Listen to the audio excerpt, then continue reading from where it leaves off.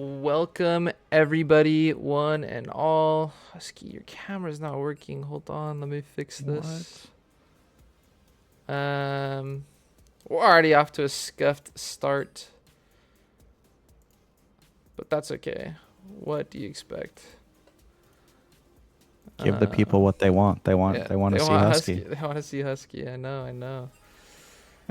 While I'm I'm fixing just this, I'm just saying when I joined and CB left the cast, I think our female viewers went up like tenfold.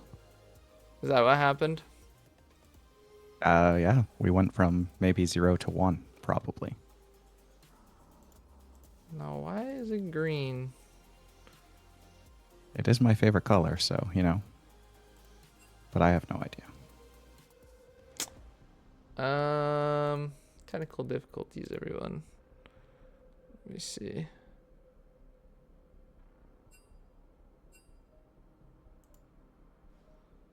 We got this.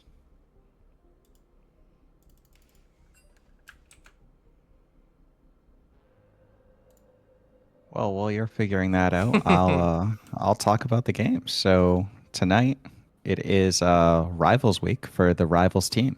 I can't think of a better week for us to come out and show everyone what we're all about here at Rivals. It is once again Rivals versus No Veracity. Um, And for those of you who are not in the LXC know, for Rivals Week, it is there's sectors Mm-hmm. in the Sentinel League. We have Sector 1, Sector 2, 7 teams in each. And for Rivals Week, what they do is they take the teams in Sector 1 and make them face off with the team in Sector 2 that is the same rank as them. So we have the third place Rivals team going against the third place No Veracity team. So it should be a pretty good matchup. Two, teams ranked towards the top of the standings in their respective sectors. Yeah, thanks Husky for covering. Just gotta crop the green out. It might look scuffed, but it's the best that I can do with the limited amount of tools I have currently. How we looking? A little bit off the top, just like a haircut. All right, all right. I like it. All right, that'll work. Yeah, Husky filling in admirably. Um, Rivals week, our week. LXC Sentinel across the board. Sector 1 versus Sector 2. So far, Sector 1 has not given up a match to the lesser sector, which is Sector 2. I'm excited to see how these teams do. We can quickly look at the matchups between these two teams. Veracity be starting off on blue side for this match. Rivals going to be on red. Currently, our power rankings have Veracity listed at number 6, ourselves at number 4. And then the numbers you see listed next to the names of the players are their power rankings in the Respective role. yeah, respective role. So you got a couple number 1 players going on right now. You be awesome in top, the top ranked player for that lane, and then Salo in mid, top ranked player for middle. So outside of them, lots of players in the top 5. Almost everyone in the top 10, the lone exception being Tyler, but Tyler as a key cog of that Veracity team nonetheless. So looking at these matchups for yourself, Mr. Husky, what are you excited to see coming into this series? Yeah, I think we're going to see a lot of good matchups. You have the number 1 mid versus the number 1 top. Who's going to be able to affect their team a little bit more? But at the end of the day, I'm an ADC main, so I always want to see the bot lane matchup. Don't really care about the solo lanes. They win games, but it's just more fun watching 2v2 in the bot lane. Yeah, we'll have to see. I'm definitely excited to see how the solo lanes for both of these teams go about this game. But we're on to bigger and better things, and that is draft. Coming into game 1, These two teams have similar champ pools around the board. We'll have to see if some of these... sorry, I got distracted with the green again. We'll have to see if some of these champ pools come out as Veracity with a Taric ban. Interesting to see. CB's lone game of Taric left a lasting impression. Rivals banning away some of those solo lane carries that we were talking about. So Ambessa is off the board, and Nivea, followed by an Aurelia and a Braum ban for Veracity. What's his last ban going to be, you think? Putting you on the spot. I'm not sure. We're gonna see though. We are going to see, hopefully, eventually. Definitely the Mbessa ban. I mean, last week we saw, Mbessa go off in game 1 for Veracity. Yeah. Very good game that, could have very well been the difference between 1 and 2 in the power rankings based off of that game. So another top laner, that makes a lot of sense. Actually, this is a mid lane Kled. Oh, that's right. Banned. This is our mid lane Kled. Yeah, Limestone, a Kled enjoyer. The Tried and True MF coming through, B1. Husky, you know a little bit about that pick. But Rivals stealing away the Maokai Seraphine. This has been a core of Veracity's comps pretty much throughout the whole split. Taken away. So we'll have to see how Veracity responds. Yeah, Maokai, a great flex pick. Top jungle support. Really good to take that early. Gives you a lot of options later on in draft. Yeah, lots of team fighting potential. Of course, Seraphine could potentially be flexed. I doubt Salo is going to be wanting to be the one that pilots that. Mumu, a big Rev champion, gathered in response for Veracity. Some good team fighting despite the Maokai being taken away. A big AoE ultimate for the Misfortune. Awaiting that third pick. Maybe we'll see a support response. Maybe we'll see a priority mid laner. Who knows? I would definitely expect support when you're already showing Seraphine. But okay, Karma. Yeah. So Karma could definitely be flexed. I expect it to go into the hands of Scarlet down in the bot lane with Pradles. I think this will be one of the first times we've seen Scarlet off the Seraphine. To my knowledge, I think it's been played every single game for the Veracity squad. So this will be something new that they're approaching this Rivals team with. Out of necessity, of course, because Rivals did steal away that Seraphine. Rivals response going to be that Kog'Maw. BK's a big Kog'Maw enjoyer. Kog'Maw, very good champ, especially with the recent change to the attack speed cap. Kog'Maw, someone that greatly benefits from that. And now we're on to the second phase of bans. Looking at the Veracity side, they still need both of their solo laners. Rivals, the same as well. Kennen coming out. Kennen, of course, could be flexed. Limestone loves his unique pools. Actually saw that pick in Game 3 of their last series, so not going to be able to be locked in for this Game 1. Ornn, hovered, being debated, but will probably be banned away from Death Knight, but I guess they can last. Okay, there it is.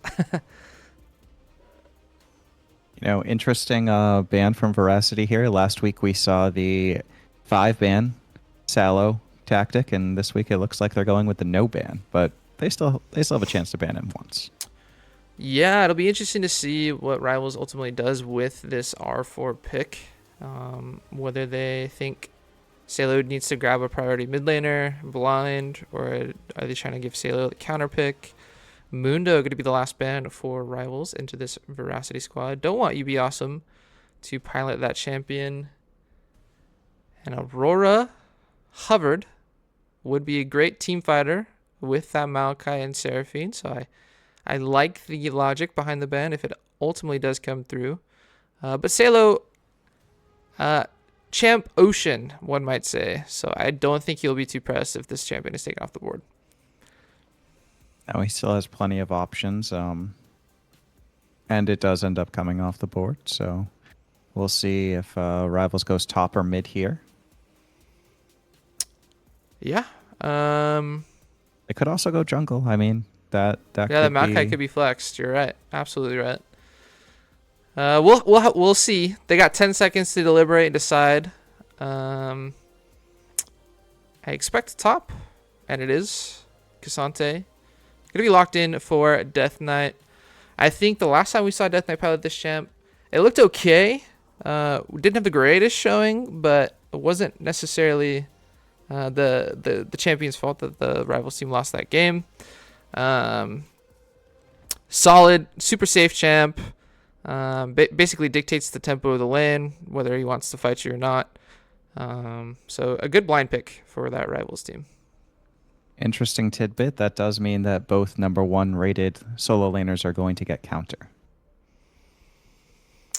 That is true. Yeah. So you be awesome. Gonna lock in the Gwen in response to the Cassante. Gwen, a champion that scales incredibly well, can be very hard to deal with on the side lanes once she gets some items under her belt. This A little AP heavy right now. Yeah, a little AP heavy. I expect Praetors to go the crypt build, but maybe they'll go the lethality instead. A champion that has been played time and time again by Limestone, going to be the Rise. So doubling down on the AP could be something to watch, as Rivals does have some big old beef boys in the Cassante and Maokai. Corki hovered as a potential pick. Tristana hovered as well, so maybe they're just cycling through some champs that they're thinking. But it's going to be, AP heavy comp. That makes a lot of sense. So, looking at these two squads, Husky, what are we liking about both the drafts? What are we not liking? Do you think anybody's favored?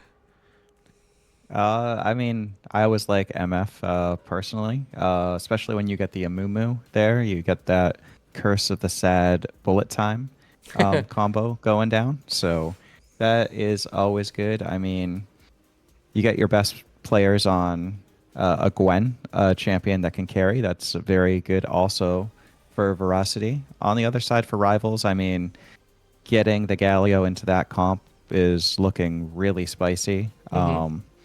And once again, it's on Rivals' top-ranked player. So yeah, the one concern I have with Rivals comp is they could end up lacking damage. Of course, Galio does do damage in his own right, but not necessarily an AP mage carry that you might expect from the mid lane. Lots of beef to try to cut through from Veracity's side. So if the Gwen gets ahead, could be scary. Not a lot of range for this Rivals team either outside of their bot lane. So it could be easy for this Rise and Misfortune to maneuver about the team fights. So I think both of these teams are going to come down to execution. Like you said, the Amumu ult with that bullet time over the top could be devastating depending on how the early game goes. And then for the Rivals team, making some picks happen, playing well on side lanes, and then getting a good team fight with the Galio Seraphine combo is what I expect them to try to do. I'm going to throw it back to that matchup screen that we had pulled up just so we can look once again. Going on down the list for Veracity, You Be Awesome, the number 1 top laner so far, Tyler 3501, and at number 12, but plays a team fighting role for this team, not expected to carry. Limestone, that will be piloting the Rise at number 5, Praetors at 9, and Scarlet rounding out that bot lane duo at number 4. Scarlet had an amazing showing last week.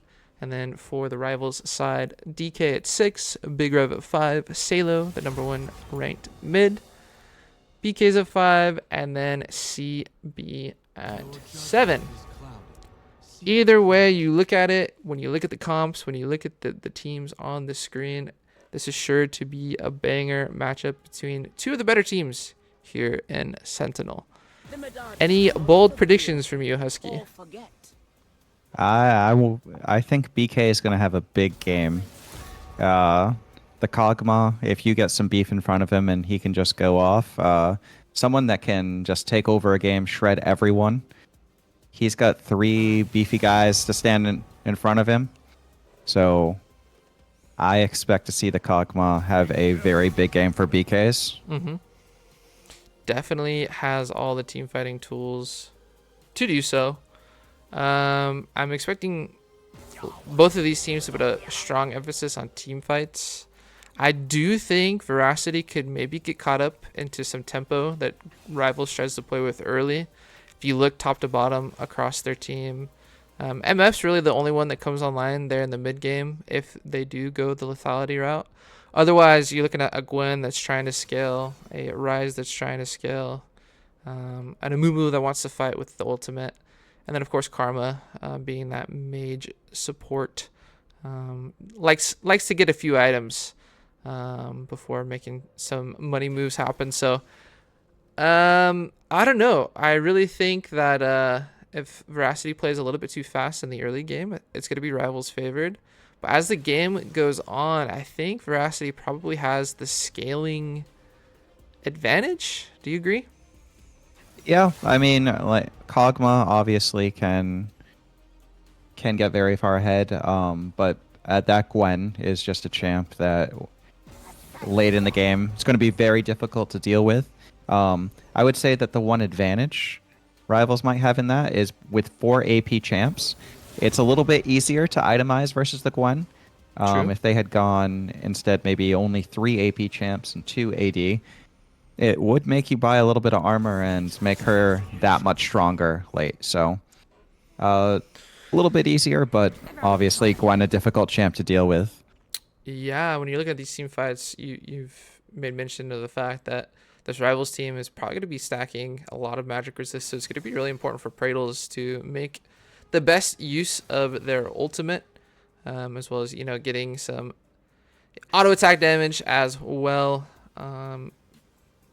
We'll have to see how well this Misfortune can be piloted. Outside of the Amumu, not a lot of setup for the Misfortune, so if the Amumu ult also kind of goes wide or doesn't hit the mark on the Kog'Maw,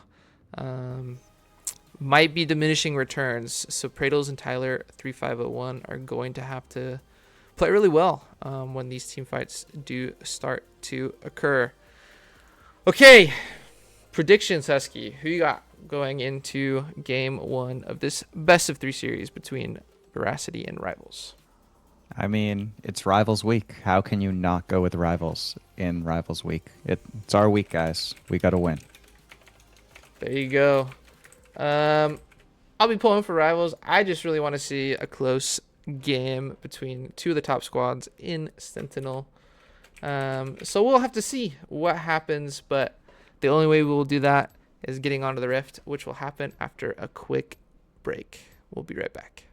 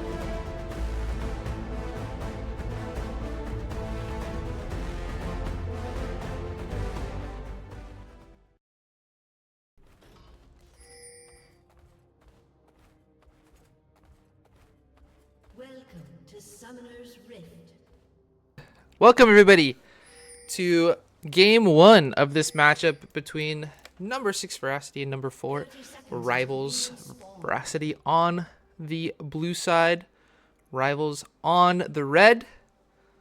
And it looks like we have a little bit of an early invade that will be snuffed out by a good ward from Pradles. So Rivals will scurry on out of there, except for a really eager CB. CB has to be careful here.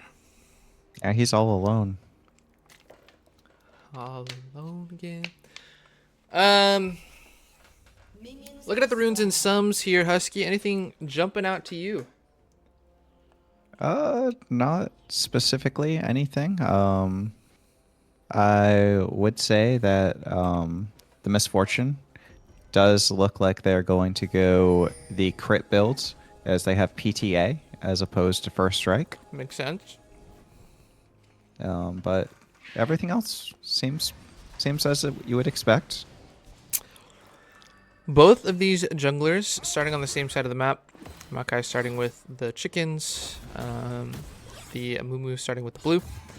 So we'll be pathing down towards this bot lane. And it makes sense, right? Looking at the bot lane for both of these teams, neither of them have the most mobile champs down here. Yeah.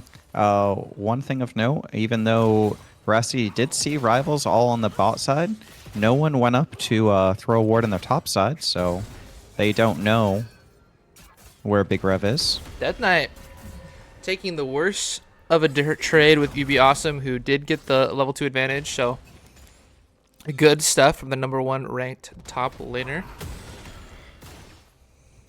Scarlet gonna get a ward that is pinged out on that tri-bush of Rivals, so if something does happen, we expect it to come after that ward timer expires. And so far, the side lanes, I should say, for Veracity have gotten the better of the Rivals members. Meanwhile, in mid, it looks like the push is going Salo's way here early. Kind of what you would be expecting. Death Knight needs to be careful here. Gwen could definitely pop the ghost and try to make something happen, but I think Death Knight likes where that wave is at. Especially because Veracity doesn't know where Big Rev might be pathing.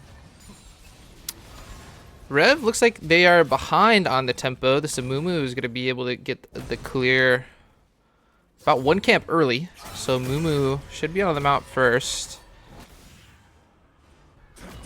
As Death Knight, the Q3 goes wide. I don't expect Kazanche to really have fun in this matchup at any point.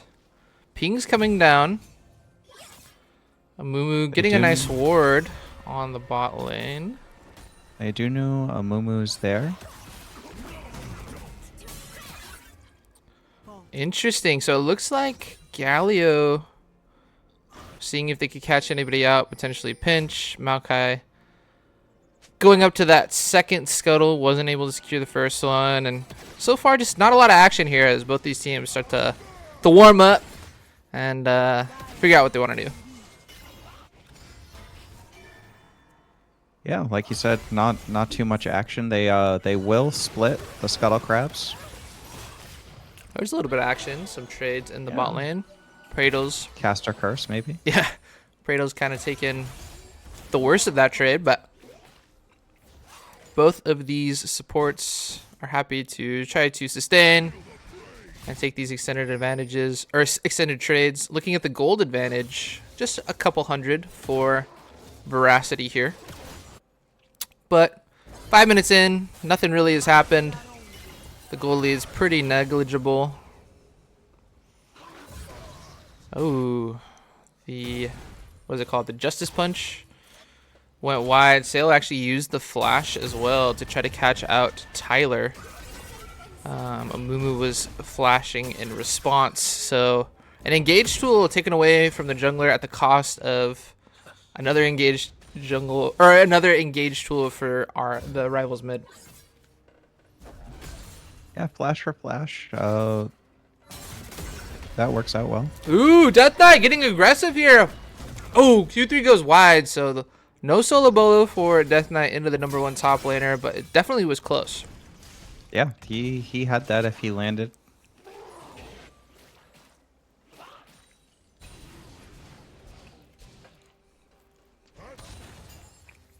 Resets coming through for both top laners as well as Veracity's bot lane. Dragon is up. Grubs will be spawning here in 10 seconds.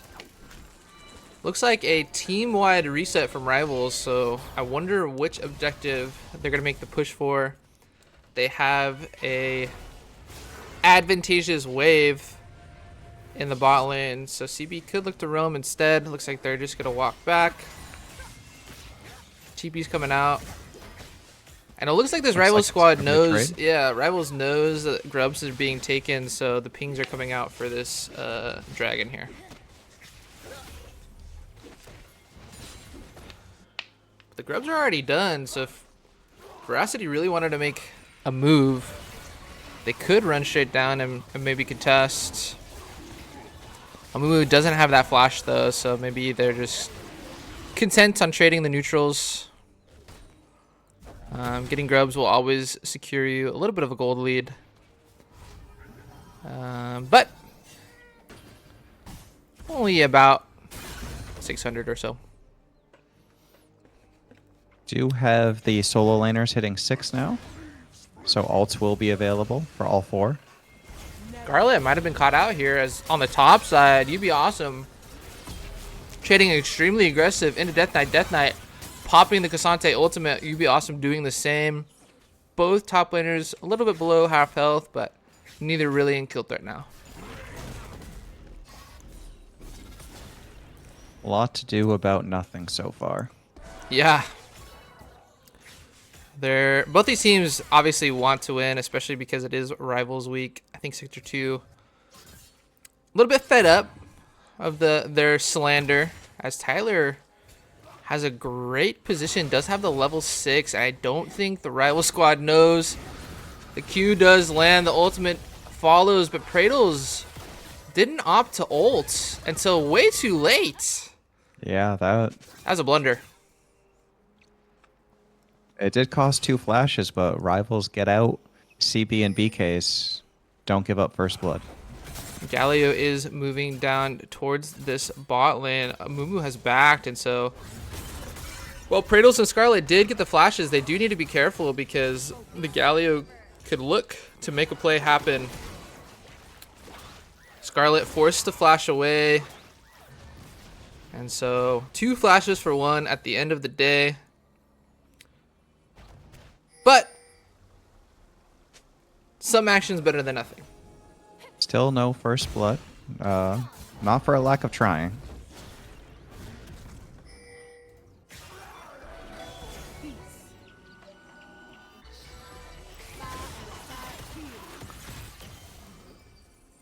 Wow. Scarlet taken extremely low. But no kill did come through. Big Rev finding a cheeky little Q into the tower, and Limestone forced to flash because of Sailor's ultimate coming through. So that's 2 flashes down for this. Salo had been down there for a little while. Rise does get a little lead with the CS now, but... Yeah, but Big Rev stealing away these Raptors, so tempo being created for this jungler. I think the Amumu knew. Skipped the Wolves to try to contest. Wasn't able to get there in time. Looking at where this gold lead comes from, a lot of it is coming from the CS advantage that UB Awesome has found into Death Knight in that top side. They are about, what do you call it, 700 gold up maybe? 6.5? Yeah. So the majority of that 1,000 gold lead coming from the top lane difference. You'd be awesome putting on a performance that we expect for the #1 top laner.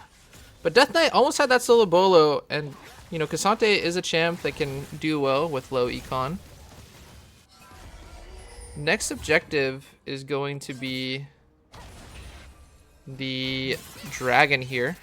Or not, sorry, not dragon. The Grubs. CB is out on the map already.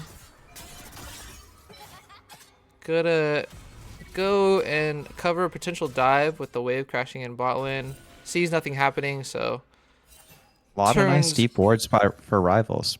yeah, and CB turns right on around. Doesn't want to give the 6 grubs up, especially to a team that has Gwen. Top lane wave is pushing. The Amumu is here. Ward cleared out by Big Rev. I don't know if he knows Tyler's there, if he doesn't care.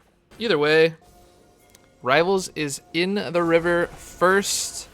All their team fighting tools are available. And the grubs have been started, but it looks like Veracity is wanting to contest. Will they pull the trigger? Now, the problem is one half of the Curse of the Sad Bullet Time is missing. But it doesn't look like it phases as Tyler finds a great multi-man ultimate. And I don't know what happened. It looked like 2 people were flying off the screen, but the trade does come through. So 3 grubs for 3. Can Big Rev and Salushin get out? Or is this going to be a big team fight win for Veracity? And it is. Salo getting a little bit too greedy. I don't think he's going to find the kill, over forcing his hand. That's a triple kill for UB Awesome. And if you're Rivals, this is a player you don't want to give that over for free. Yeah, it was a nice try by Death Knight. He was able to get UB Awesome out of the pit with the all out, but unfortunately, not enough. Now, Rivals did prevent any Void Mites from spawning this game, but it came at the cost of 4 of their members. The only player not dying was BK's down in this 1v1 in the bot lane. 3 kills going into the Gwen. Going to make this Gwen extremely difficult to lane against in the side lanes. So if you're this Rivals squad, you know where the majority of the gold is sitting right now. How do you approach the rest of this game? Are you trying to force the Gwen to show up to team fights? Or are you just going to try to take 4v4s and say, Death Knight, do the best you can on the sides? What's the play here? Yeah, that is the question. I think that you can deal with her in the 1v1 with Death Knight. Obviously not going to win at the moment, but you know, Cassante is very tanky. Should be able to at least keep her at bay for a little while. Now it's interesting, so many ultimates were used in that fight for Veracity. You think Rivals might have been able to contest this dragon. Rev and Salo had the ultimates available instead. Willing to trade, so it's 2 epics apiece for both of these teams. Next one will net themselves one of the feats of strength. The first one, obviously, the feat of warfare, has gone to the Veracity team. Yep. Feats of strength, not an end-all be-all. It is a nice indication of how well you're doing as the game goes on. But this Veracity squad jumping out to a 3k gold lead here, 14 minutes in. Showing Rivals that they're not a team to be overlooking. It'd be awesome. Getting aggressive, not going to be able to find a kill as the wave does crash.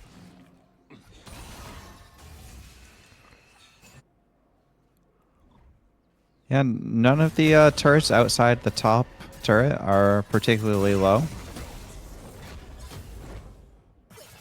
Death Knight trying to look like get UB Awesome into an ultimate. UB Awesome does have that R3.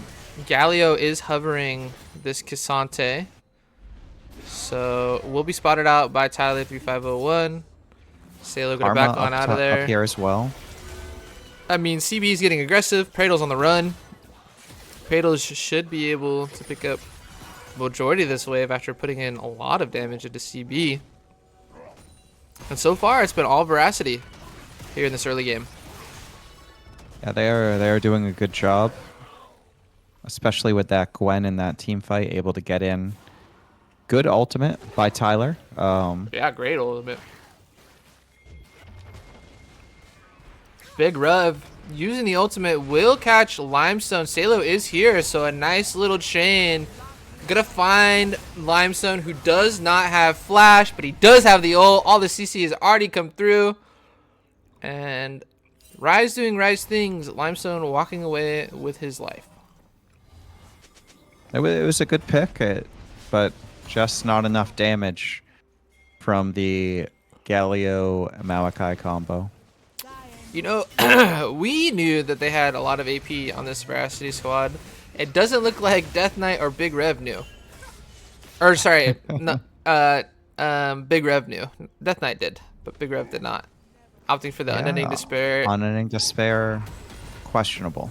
Very questionable. As the ultimate does come through, but it won't get UB Awesome into ultimate range. However, it does take a good portion of their health bar. So UB Awesome going to be chunked before this Rift Herald does spawn. Whichever team gets this will secure themselves the feats for Monster Slaying. If Veracity is able to secure it, will mean that they get the feats of strength for the rest of this game. So it will be imperative that Big Rev and crew can contest, but Big Rev He's just caught out. Yeah. No one was there for Rivals. Engaging where an engage shouldn't have been made. Silly mistake from the jungler for Rivals. Yeah, he was all alone.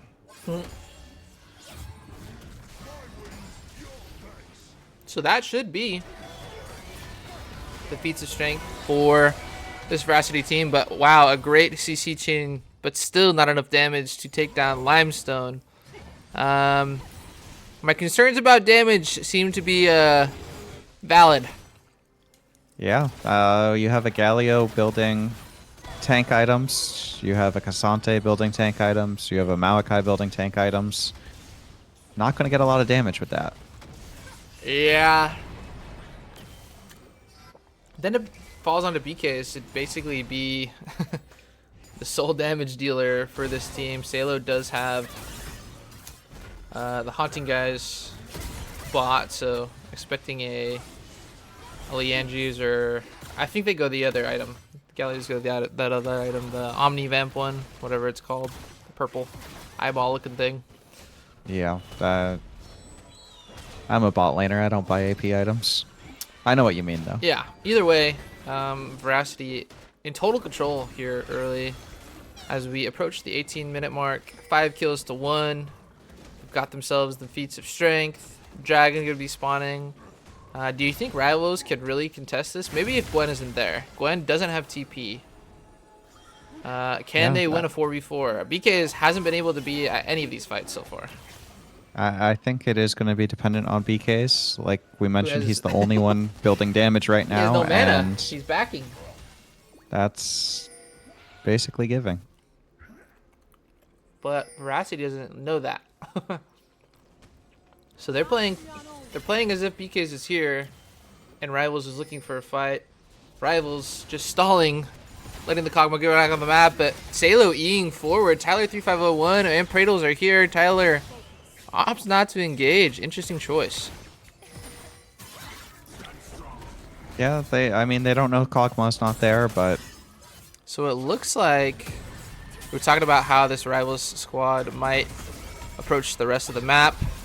It seems like it's, hey, Death Knight, do your best on sides as we look for 4v4 fights. A nice engage from Salushin forces this flash out of Scarlet. A big 3-man engage from the CB ultimate. Big Rev already taken extremely low, though, and so what looked like a great fight for Rivals is them losing one member for none.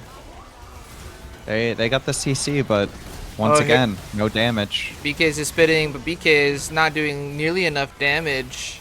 And that's 2 for nothing. And on the top side of the map, Gwen was able to secure a kill, make it 3 for nothing. It's going to be 4 as Limestone is here. Veracity running over this rival squad. BK's does get a consolation prize with the Kog'Maw passive taking down Tyler. And yeah, Veracity is playing confident. Yeah, certainly. They have a 3-0 top laner, a 5-0 mid laner.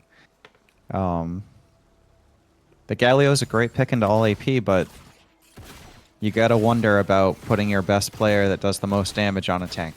Yeah. comp questions coming forward here 20 minutes in. I will say, if BK's is going to be the only damage dealer, he has to do a better job of managing his mana, because he didn't have mana while Dragon spawned, and then he didn't have mana for that team fight. And a manaless Kog'Maw doesn't seem like it's a recipe for success. So we see a little bit of a spectator bug here. Now, we have seen BK's play the AP version of Kog'Maw a couple weeks back, I believe. This time opting for the AD version. The only issue is you certainly don't have as much mana playing the AD version, and you can't just spam your abilities like you can when you're playing AP. So maybe BK's unfamiliar with the on-hit build. A commanding gold lead, 6,000 gold up for this Veracity squad. Now, the question comes forward. Can Veracity close it out? Because there is decent scaling from the Rivals team, right? Seraphine scales well, Kog'Maw scales well. Salo, as he keeps getting more and more MR items, will be a menace. As it looks like Rivals gonna look for another engage and a big layer of CC. This is the team fight that we were expecting from this Rivals composition. One goes down for Veracity. But on the backside, Newbie Awesome is here with the ultimate, forcing out the Galio ult. But Big Rev and BK's on a mission. 2 down for Veracity. Not going to be 3 as the tower is here. Salo getting extremely aggressive. I think Rivals might be over-forcing. BK is going to be taking out Limestone, getting a kill in trade for their own life. But that is a 2-for-1 under the tower dive. All in all, a 3-for-2 trade in favor of Rivals. But Veracity did pick up that dragon in the fray. Now, they did get a big shutdown on Limestone right there, so even though they gave up the 2-for-1, gold-wise, I think that was going to be worth it. Yeah. Maybe why they dove so hard. I mean, they did get the shutdown. I just feel like Rivals, the majority of what has gone wrong with this game has been over-aggression and like not taking calculated risks, right? Because we talk about how the Veracity squad picked up the whatchamacallit, big eye guy, the Herald. Yes, the Herald. Big Rev just goes in 1v4, dies, right? the kill that Salo was chasing onto Scarlet ultimately didn't get anything for it and dies. We looked at the fight down in bot lane. Everything was used. They kept going forward. Big Rev dies, as we see. Are you paused here? I am paused right now. 22:31. Interesting. I'm not sure what's happening. We may have to reload. Which would be a bummer. I'm gonna throw it back to the caster desk while we try to figure this out. But we can talk about the game up to this point. Veracity has secured 2 dragons to Rivals 1. They split the grubs. The Gwen is 4-0. And Veracity has looked like a really solid team coming into this. Yeah, they've done a great job. They had a way to get their top ahead. You know, bot lane definitely misfortune get her ahead early as she's the only AD. They've been able to do both of those things, so definitely knowing how to take the fights and doing it. Yeah.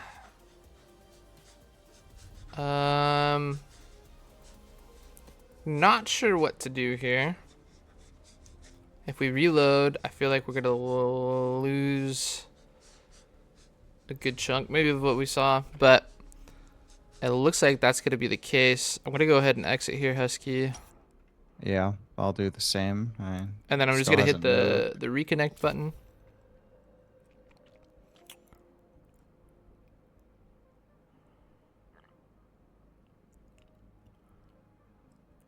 Let's hope it works. Man, that'd be such a bummer. Sentinel Rivals week, and then the league client doesn't let spectator go. is 200 years, if I remember. Okay, I'm in. I'm 25:05 into the game. Yep. I think I'm a second behind you. Second behind, 25:04. 15, 16, What do you mean? 17. Oh, you're playing right now. Keep counting. Oh, yeah. 22, 23, 24, 25. 27, 28, 29, right there. Yeah. All right, we're going to go back into it. Sorry for the scuffness, but I swear it wasn't our fault. Definitely not. We are back in game.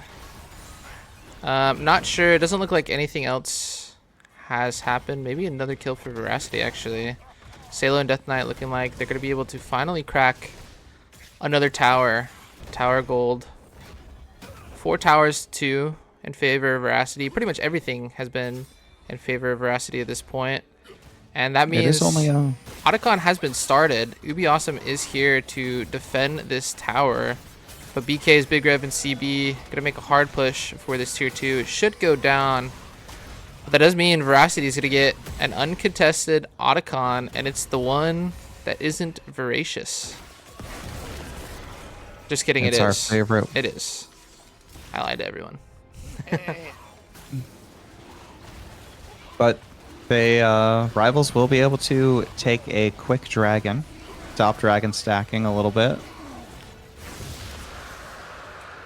Yeah, so even, but that means that this team that has Otacon gonna get a Baron for free, and I think if you're Rivals, you kind of just have to give, right? Because if you contest, you're just gonna end up dying. And you're gonna give withdraws to... Oh, a steal might happen. It doesn't go through.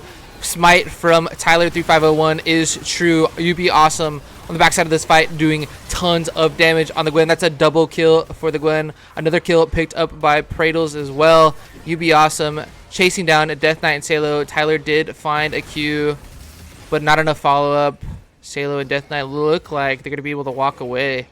But that was 3 kills, an Otacon, and a Baron for a tier 2 tower. I think if you're Veracity, you take that trade every day. Oh, absolutely. Looking at this Gwen, she already has her death cap now. 3 items in, half of the 4th item completed. It is going to be very difficult for Rivals to do anything about that Gwen. Yeah, and I gotta keep mentioning Big Rev doubling down on this armor. It just doesn't make sense. No wonder why this Maokai is popping in the middle of the fights. 1, 5, and 3. Not the best showing for Big Rev, and a lot of it coming down to the fact that the build is not doing him any favors. Yeah, he has Bramble Vest. He has a chain vest, Unending Despair. Questionable. Only the 1 kill Misfortune is the only AD damage dealer, so... UB Awesome already level 17 here, 28.5 minutes into this game. Level 18 Gwen with 4 items is basically going to be the death sentence, I think, for this Rivals squad. Doesn't matter how much MR they might stack. Veracity with this Baron buff netting 2 inners. So all inner towers, tier 2 towers for Rivals have fallen. An engage from Tyler3501 forces out the flash from Big Rev, but Big Rev walks back in. Now that he doesn't have flash, questionable decisions all the way around. Galio is here, but doesn't hit anybody with the ultimate. Tyler3501 finds out beautiful engage. That's a triple kill for Limestone from behind. I think this is just going to be game 1. Yeah, that was a really nice ult by the Rise to get behind Rivals and flank them. Can Rivals hold on? It's Salochin, Death Knight, and a Dream. But the wave is coming. UB Awesome does get taunted under the tower, but 1 tower is gone. Bolt time does come forward from Pradles to buy the Veracity squad some space. Death Knight taking the low. Not taken out.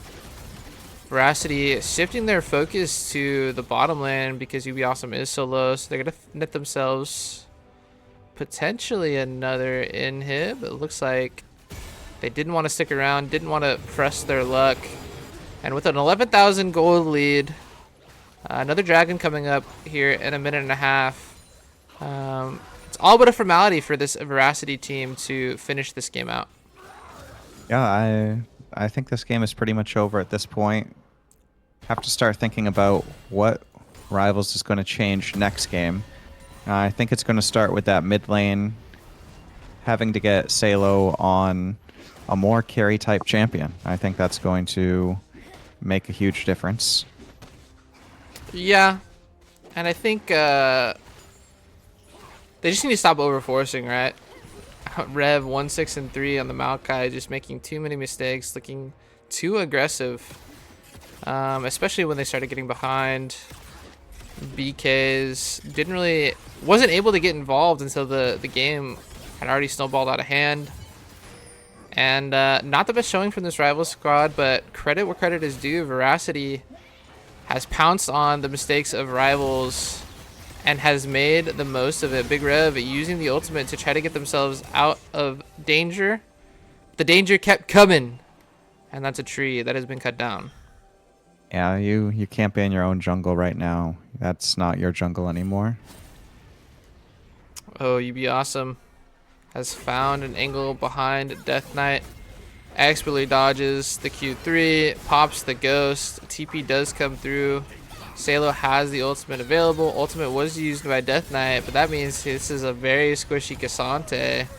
And UB Awesome might be going crazy here. Salo taken down. Oh, not quite. BK's was there to escort both of his solo laners. A great use of the Rise ultimate does mean that this inhibitor tower, or inhibitor in bot lane, is now under attack. And with a wave that's going to be crashing into the base in mid shortly, can Veracity close it out here? I do expect them to.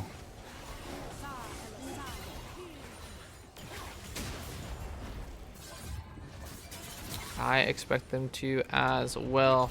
Just a huge gold lead, still about 11,000 for this Veracity squad, who got a lead, that triple kill at Grubs, right? And never looked back. After that, it was all Veracity all the time. Rivals not looking comfortable on the comp that they have picked. And Veracity, despite some new champions locked in for Scarlet and Tyler, I think Tyler's had a couple of move games.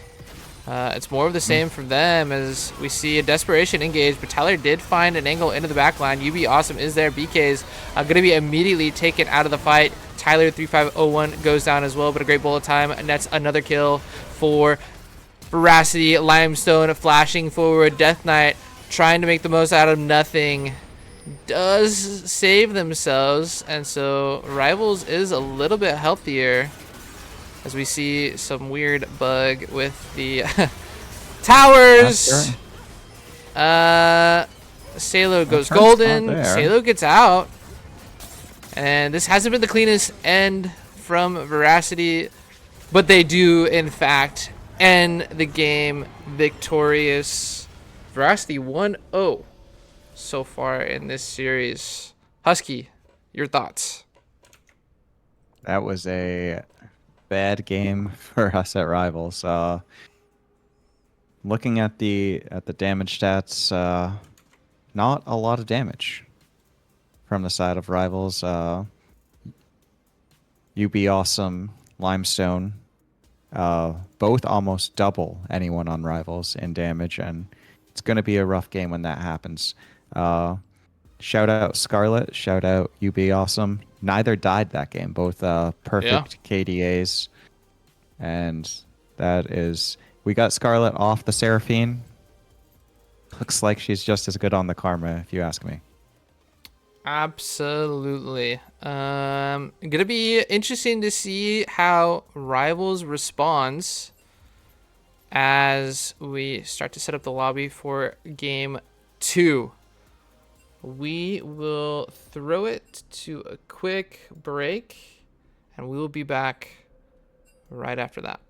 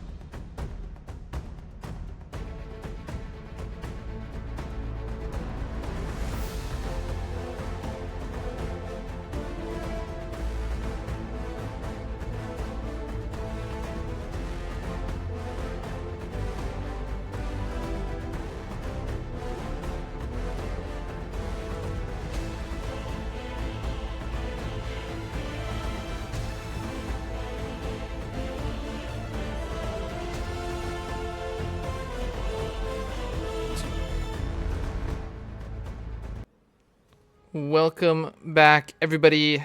Last we saw you, Veracity had picked up their game 1 win against Rivals. Looks like Rivals will be swapping sides. So let me get that draft set up. So Rivals Yeah. will be on blue, Veracity will be on red. Husky, what would you like to see? Change in approach for Rivals, and if you're the side of Veracity, how do you close this thing out 2-0? Well, if I'm on the side of Rivals, lots of things could change in this game. At least there was no huge errors. Lots of easily fixable errors, if you will. Yeah, you gotta. It's gonna start with the draft right now. So let's get Salo on some damage. He tends to be the highest damage dealer in Rivals in almost every single win. Um, get him on someone that can do that damage. Maybe a little bit more early game presence down in the bot lane. Obviously, Kog'Maw, a scaler, just was unable to ever get online when everyone else got ahead so early. And maybe try to ban Gwen. I don't know. Obviously, Awesome is good at a lot of different champs. You don't become the #1 top laner because you can only play one or two, but certainly that was a very good Gwen game, and I do not want to see him on that again.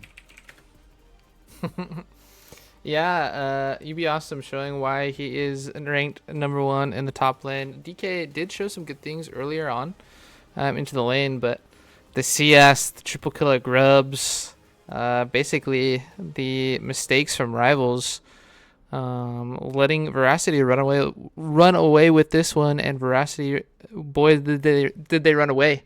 I mean, just good stuff. They played sound. They took good team fights. They punished mistakes. They knew their objectives. They knew their timers. They knew what they were trying to do. Well-oiled machine from the Veracity side. Yeah, their solo laners did what their rankings would indicate they did. They do. They played very well. I was really impressed with Tyler in that game.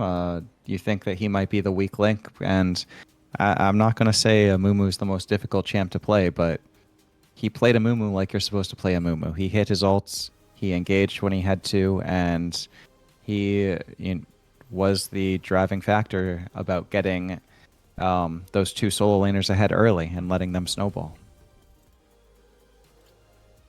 Yeah. Tyler's a glue guy for this team, right?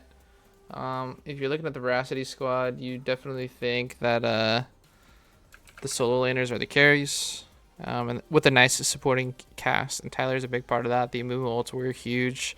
That group fight did find all 4 members of Rivals, and they ran away with that game. Veracity's been doing good stuff so far, and it's gonna be interesting to see if they can close this out for a clean 2-0 over a Sector 1 team. Sector 1 has been looking so good to this point into Sector 2, having gone undefeated. Don't know how the rest of the games across the league are going currently. But it's been looking good. Yeah, it's going to be tough. Certainly not something that can't happen. Rivals can definitely win the next two, take this series. But Veracity looked very good in that game. Not a lot of mistakes. Played really well together, and you just got to keep doing what's working, right? Maybe put some of those glue guys on an easier to play champ that's very effective. I mean that's what a Mumu is, right? Misfortune, same thing. Pradle's not the highest ranked ADC, but you don't need a lot of hands to play Misfortune well. I know that one firsthand. So both easy to pilot champs, and they did them well.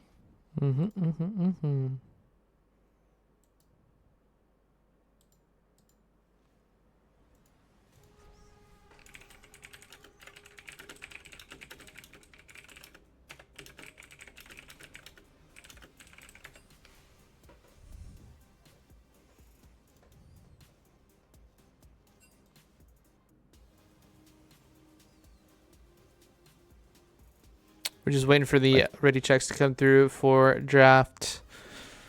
Um,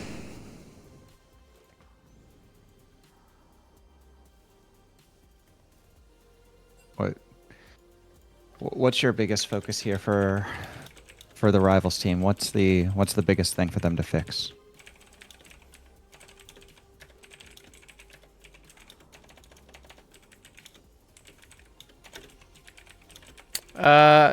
eliminate dumb mistakes, right? Some overforcing on some plays. It looked like there were one, especially like that dragon fight. They didn't get the drag, but Rivals was winning the fight, and then overstayed their hand and gave up 2 more.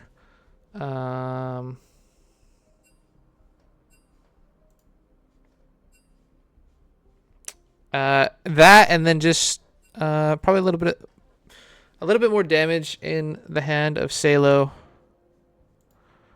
Like you had said before. I don't know, just kind of like mental reset. Play like they know how to play. If you're Veracity, put the foot on the throat, you know? Like don't give Rivals any breathing room, any more confidence to potentially make a reverse of this series. They definitely know what they're doing. They have their formula for success, and they play it well. Yeah, I mean, don't fix what's not broken. If I'm Veracity, I try to do the same exact thing. No need to get cute. It worked the first time. Let's see if Rivals is able to change anything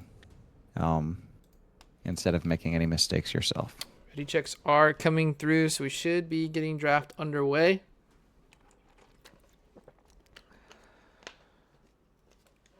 Hopefully.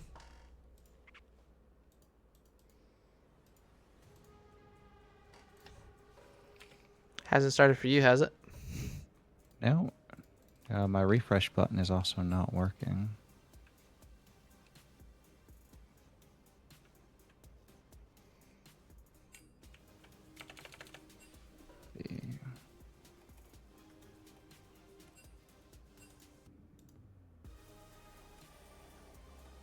I think we might need a new draft.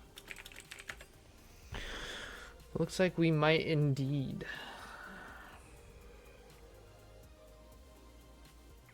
Spectator broke. Drafting breaks.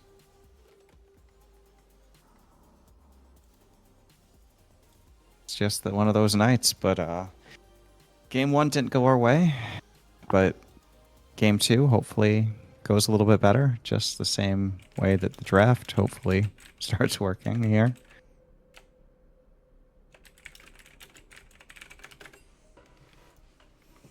Yeah, dude, it's been scuffed from the start. You had that weird green box around you. I think it brought out my eyes. I don't know.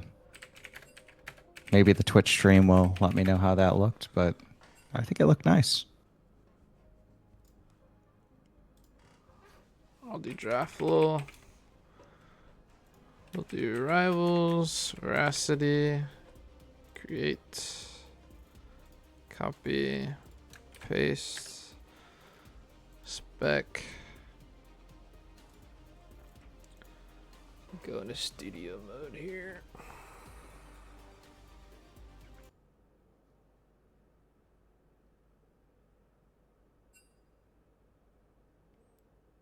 And Good old draft flow. yeah, good old draft flow. All right, looks like we are now started. We gotta get the overlay out of here. I'm gonna hide our cameras. It's going to be the Ambessa and the Tarek are the 2 first takeaways in the banning phase. Same as last game. First 2 bans are the same. Rivals thinking about the second ban. Okay, we have it pulled up now. Yep. Got there, trying to do some stuff on the fly. I like it. The Mumu, different choice that we've seen. Rivals is on blue side, so they have their option of junglers if they want to go B1. They're really going to be banned away from Salo, I believe. More of the same for Veracity. And we await the final bans for each of these teams. Going to be the Seraphine ban. Okay. Maokai is a contested pick. Does Veracity ban it? The answer is no. They go with the CB Brom. Let's see if Rivals wants the run back with Maokai. Not the best game by Big Rev on Maokai. Certainly could go to a couple other positions there as well, but most often seen in the jungle. So let us see. I mean, could it be the Udi or locked? So the Maokai is available for Tyler 3501. It's a potent combo with that Misfortune. No hesitation. Veracity picking up their tried and true. yeah, Udyr is Tyler's most played champ in solo queue, but Maokai, another easy to pilot champ, with lots of lockdown and CC for the Misfortune.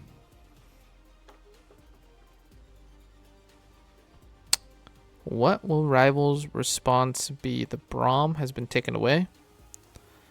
Tristana hovered and locked. I imagine it being in the bot lane, of course. Last season we did see a ton of Tristana mid. And it's going to be the Nautilus coming through for CB Blind.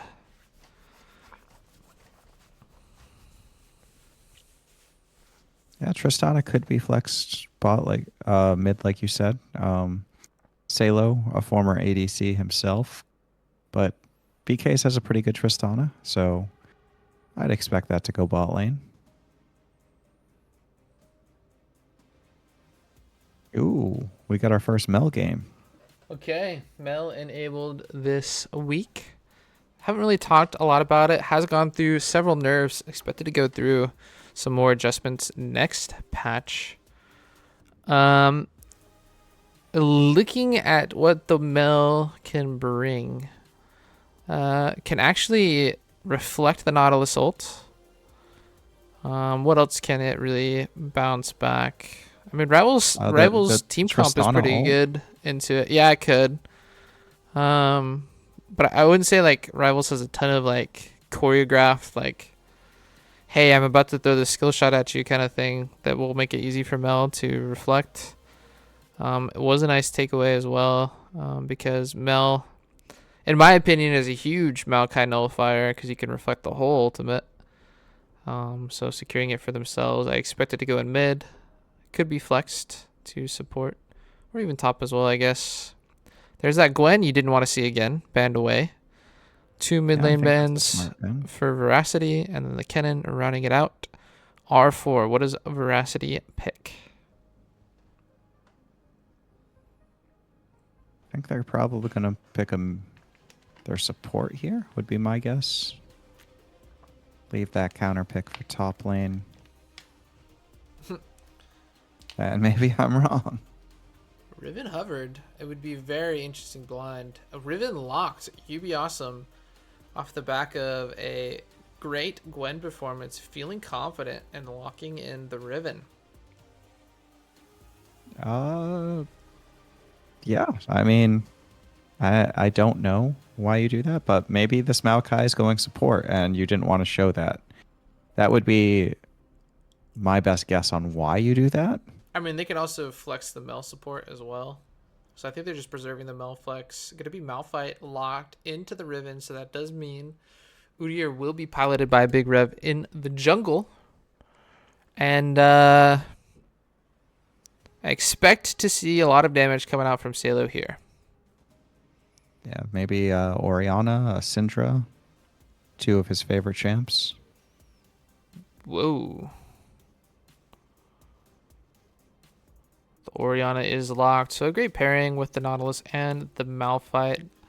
A little bit better of a damage profile from Rivals, as Udyr going to be doing some magic damage as well. Tristana, of course, the bulk of the AD once again. But a lot easier to pilot for this Rivals side. Syndra hovered, so that does mean that Mel is going to be flexed. I don't think it's going jungle, so expect Mel to be support Maokai in the jungle. And this Riven pick, adding an extra layer of spice here. Veracity on the precipice of, we'll call it upsetting, but beating rivals 2-0. And you'd be awesome going to the Riven to do so. Looking at these two comps, Husky, anything you like, anything you don't like? If you could redraft, what would you do? Yeah, I think Veracity is lacking a little bit of frontline. Obviously, the Maokai, the Riven are frontliners, but not as beefy as they were last game. On the other side, you have Nautilus, you have Udyr, you have Malphite. A little bit more tanky. That is kind of the meta right now, that you want 3 frontliners, but you don't necessarily need it, especially if this Riven gets ahead. Definitely a champ that can 1v5 with a lot of skill expression. Yeah, and the way that the Gwen was playing into Death Knight's Cassante, we know what UB Awesome can do once they get a lead. I don't expect Rivals to donate any triple kills around Grubs this time around, but who knows? I do know the Malphite, if he opts for the Grasp build, could nullify a lot of what Riven's trying to do, at least within lane. Will be very, very tanky. Really hard for Riven to burst down. And then ultimately, the Malphite Orianna combo, like you said, not a lot of frontline to absorb that impact, and easy backline access as well. If Mel holds the W, though, even I don't think you can reflect Malphite back to your team, which would be crazy. But it does mean that no damage would come through. So maybe that would nullify a little bit of what, but that's just specifically on the Mel. Won't really do anything for the Misfortune. Yeah. So. You know, with the Orianna, you're kind of looking at squishies that you can blow up.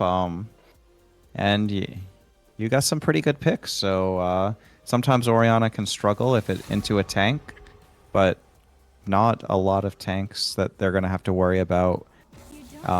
So Orianna should be able to blow some people up if Salo can pilot her to a lead like he's used to. Yeah, but Limestone, I mean, we talked a lot about UB Awesome in Game 1. Limestone playing the Rise, came alive there at the end, netting a triple kill with a really creative use of the ultimate as well when paired with the Tyler engage. And both of the solo laners for Veracity expected to do some heavy work here. Going to be the bulk of the damage. And Veracity, I think when you're playing this team, it's really going to be, can you crack the solo lane conundrum, because both Limestone and UB Awesome do a ton of work for this team, and the supporting pieces kind of bring this whole team together.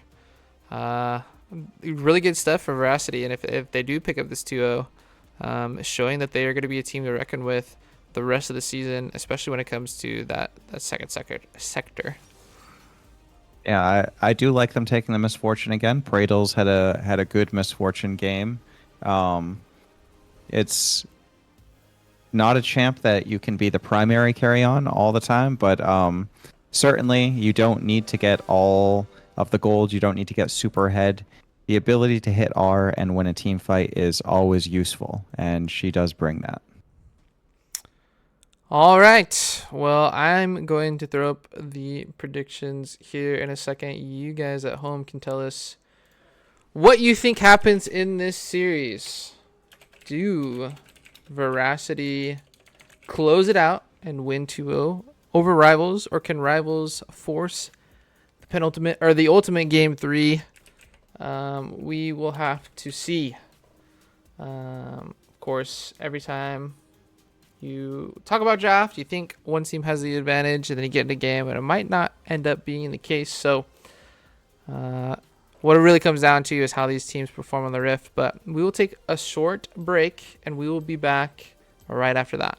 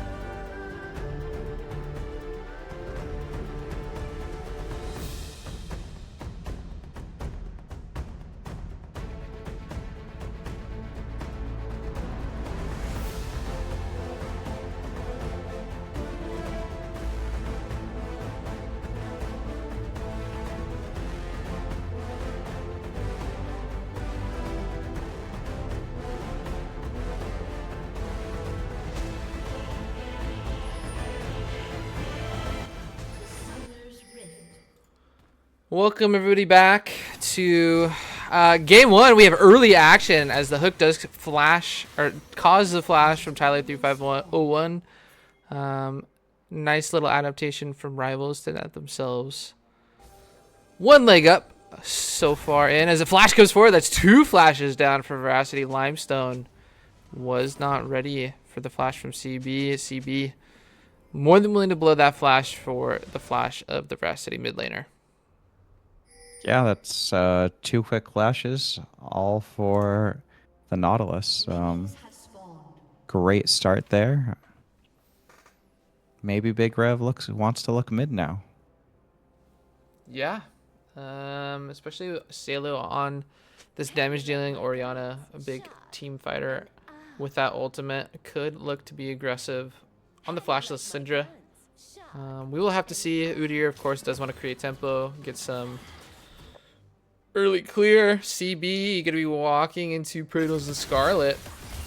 The hook does land, and so BK's gets some chip damage on the Praetors. All is said and done, about an even trade between these two bot lane duos. Death Knight might be going into a champ that he doesn't see too often. I can't remember. Well, for one, I can't remember the last time I played League, but two, I can't remember the last time I've seen a Riven in my games. Yeah, you don't see them very often unless you're playing against General Sniper. And I don't think anybody here in Sentinel is doing that. Seems unlikely. BK's and CB do find themselves level 2 advantage. Scarlet and Praetor's doing the right thing, backing off, letting the natural pushing Tristana do their thing. You gotta find some safe farm under the tower. But an early CS advantage for BK's on this Tristana pick. Looks like both jungles finished the top side camp at the same time. Yep. Now, I will say if a fight breaks out near mid or bot, it should be Rivals favored, as both Limestone and Tyler are flashless for the next little bit here. But if last game was any indication of how this early game will go, it's going to be real slow. Yeah, lots of farming, not a lot of action. The wave pushing out into Rivals does mean it's pretty easy for CB to create some pressure, especially by using the bush vision. And you'd be awesome. Gonna be taken down extremely low, eating out. Death Malachi Knight. did skip a camp, and he looks for an invade. Ooh, Death Knight getting aggressive on Ubi Awesome. But nothing does ultimately happen. Ubi Awesome has to be careful here, as the grasp is gonna hurt if it lands. Tyler 3501 pings are coming out. I think he was marked by Udyr. Oh, a flash forward from Death Knight. The slow did hit, but not quite enough space. Oh, Death Knight unable to secure that first blood. Big Rev is here, and Limestone does not have flash. Big Rev does. Flashing forward, slowed up. Salo flashing forward, a little bit greedy. I don't know if the Orianna needed a flash there, but first blood secured for Rivals, which, if you're new to League of Legends or returning, first blood used to mean something, and now it's just kind of a feels good pop-up on your screen. yeah, I mean, mental. Yeah. That's what this game is. Malachi is coming around the side here. Silo might be a little sad to use that flash, but not enough of a close enough gap between Tyler and Salo. Tyler did have that flash available, so interesting that they didn't get a little bit more aggressive, but so far so good for Rivals, as I don't know if they ever had a lead in game one. As the hook does come forward, BK's is here. Oh no. The E was reflected, so Tristana will hop on out. Always some interesting interactions with Mel. Big Rev starting the dragon by himself. Does find the root on a Scarlet. Scarlet extremely low with no mana. Salo was pushing mid. I don't think Scarlet knows that Salo is here, so that might be another kill donated over. This time Salo is the benefactor. 2-0 for Rivals and an early lead. Death Knight was taken low, or sorry, is caught out here, but UB Awesome doesn't have the flash. Death Knight gonna find themselves a kill, so that's Feats of Warfare picked up, and that's a double kill for Death Knight. Rivals coming alive here in game 2. that is definitely a feel-good moment for Death Knight. Yeah, especially with how game 1 went. You could be frustrated if you were in Death Knight's position, right? Like doing their best into a counter pick. The Grubs fight might have been a little bit of a tilter. As BKs gets aggressive onto Praetos. Praetos doesn't have the Mel available and will be taking a large portion of their damage. The ultimate does come through. Doesn't damage Scarlet as she did repel it. But Rivals starting fast, starting aggressive, and already 2k up here. 6 minutes and 40 seconds in. This Misfortune's in trouble right now. Yeah, the wave is crashing. Nautilus is here, has the flash available, but I don't know if they could see Tyler.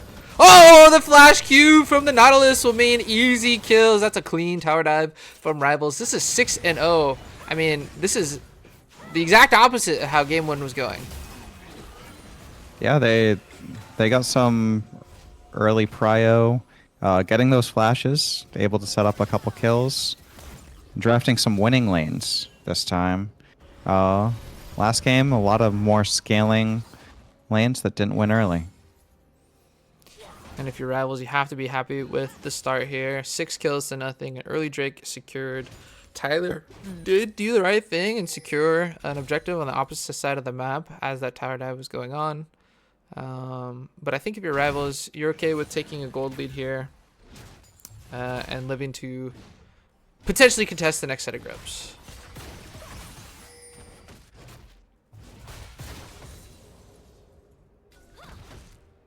So far, the ribbon pick not really panning out for UB Awesome. I was surprised to see it come out blind.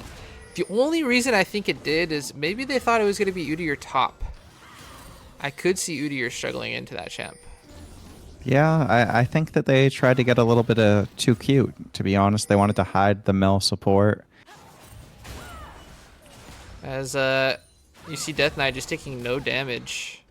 And UB Awesome taking a ton. It's almost like smashing your face into the broadside of a rock. That is a big rock. Limestone. Not a lot of mana to their name, so have to be careful here. Salo doesn't have the flash, but does have ultimate available. As Death Knight continues to try to have UB Awesome have a bad time. UB Awesome will be forced to retreat. Doesn't have the flash, or sorry, TP available. And Death Knight's gonna let this wave push into. Wait, yeah, it's a neutral state. Death Knight playing it correctly, so good stuff from the Rivals top laner. I will say a CS lead for UB Awesome, so not all is lost for that top lane, but the Riven's not gonna have very much fun until either some skirmishes start breaking out or she can make some picks later on. Yeah, big Rev up in quite a bit. 14 CS lead. Also, 3 kill participation to the 0 for the Tyler Malachi.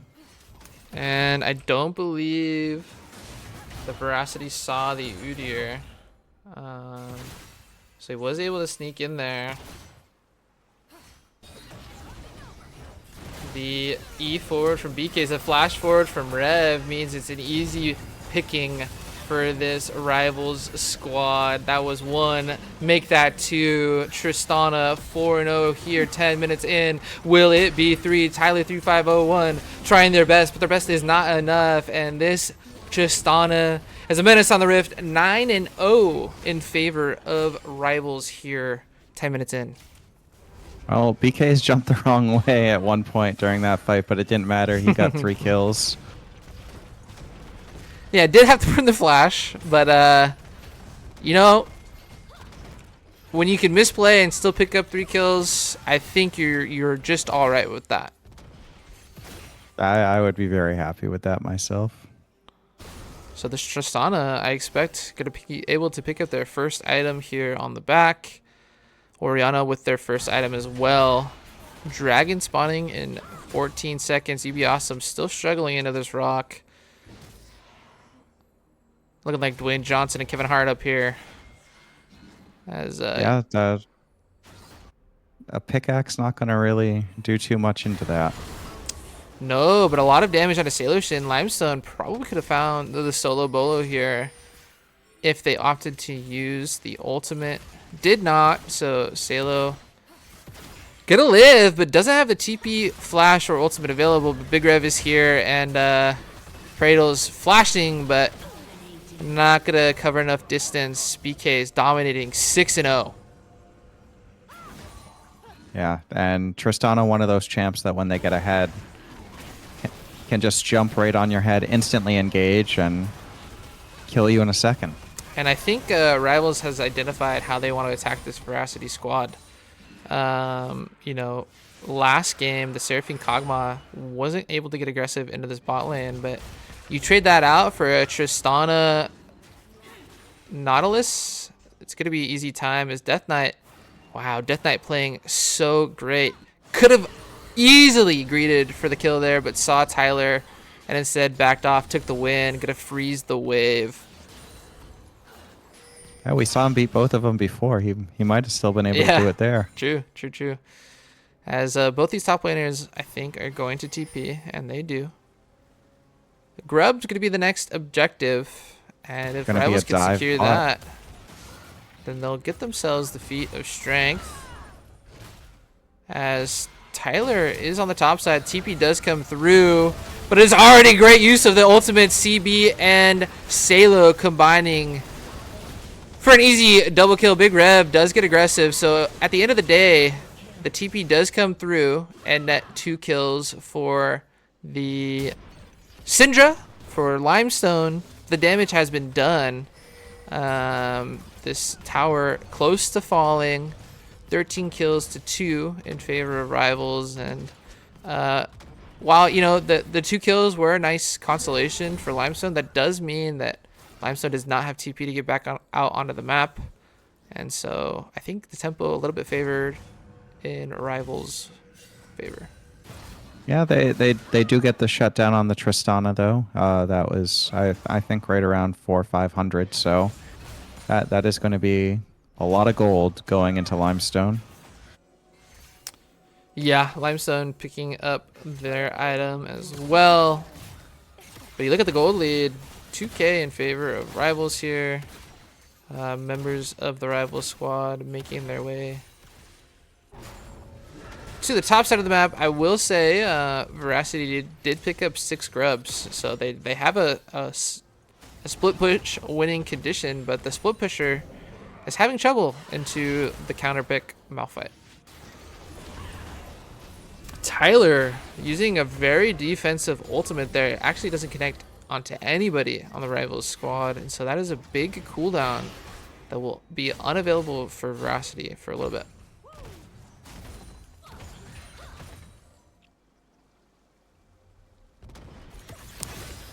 BK's and CB thinking about diving instead. Sights turn to the tower, as a tower there would secure the feats of strength. A nice combo from Limestone, and that Salo just getting caught out. Yeah, that Limestone, after shutting down the Tristana, got a couple components there. Just enough damage to kill. Rev here to soak the experience, but BK's and CB have to be careful. But instead, the aggression onto Praedels means that this might be a 1-5 for Rivals, as Tyler is here but doesn't have the ultimate. The attention from BK's is turned onto Scarlet, but Scarlet, can they do enough? They do, eventually taking down BK's, but it's a 2-for-1, and with Big Rev here, I think Tyler's in trouble. This might be a 3-for-1 on a fight that Veracity opted into. Yeah, I don't think he gets out here. Oh, but he again, does. Some fancy footwork and a nice cue from Tyler means that the Maokai will live, but this tower is low. Big Rev sticking around. Has to be careful. I don't know if he knows that the Syndra is here. Will get the first turret, so feats of strength go Rivals' way. And no return kill, so very positive stuff from Rivals here. As UB Awesome, wow, that's a chunk driven. The ultimate is available to Death Knight. Instead, we were looking at CB clearing a ward. And I guess that means that the league director thought nothing was going to happen top, and they were correct. Yeah, just Malphite doing Malphite stuff.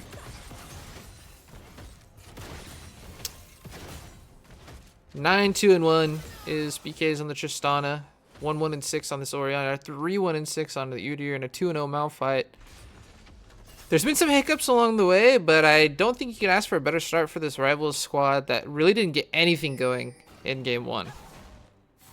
Yeah, really nice to see out of this bot lane so far. Pretty much unimpactful game one. Yeah. Getting BKs involved seems to be doing the trick. I will say, Veracity, that 3-2-0 Syndra, if BK's mispositions or gets caught out, any of these Rivals members really could be at the mercy of the unleashed power from Syndra, who gonna net Veracity a tower here. Dragon is up and available, but Veracity is kind of caught out. Praetor's face checking in a bush, and that's not what you want to do when you're 0-5 on the Misfortune. A flash from BK's and a nice little ultimate, showing off the Tristana mechanics, and so that's 2 kills for none so far, and Rivals continues to be on the chase. Ultimate does come forward from CB the Barbarian. Big Rev is here. Limestone flashing out, but a nice hook from CB means that Limestone is not getting very far. Using the ultimate on the Nautilus as well means there's nothing left for the Syndra to fight back with, and that's 4-0 for Rivals, and a Dragon gonna be the next objective. Yeah, great job by the guys right there. CB, he ate the ult by Malachi and was still able to land the Q. And UB Awesome not having fun into this Malphite still for about 20, 18 minutes to this point. The spicy pick has not paid off. He is up 20 CS, but 0-1-0 is not where you want to be if you're the main carry of a team.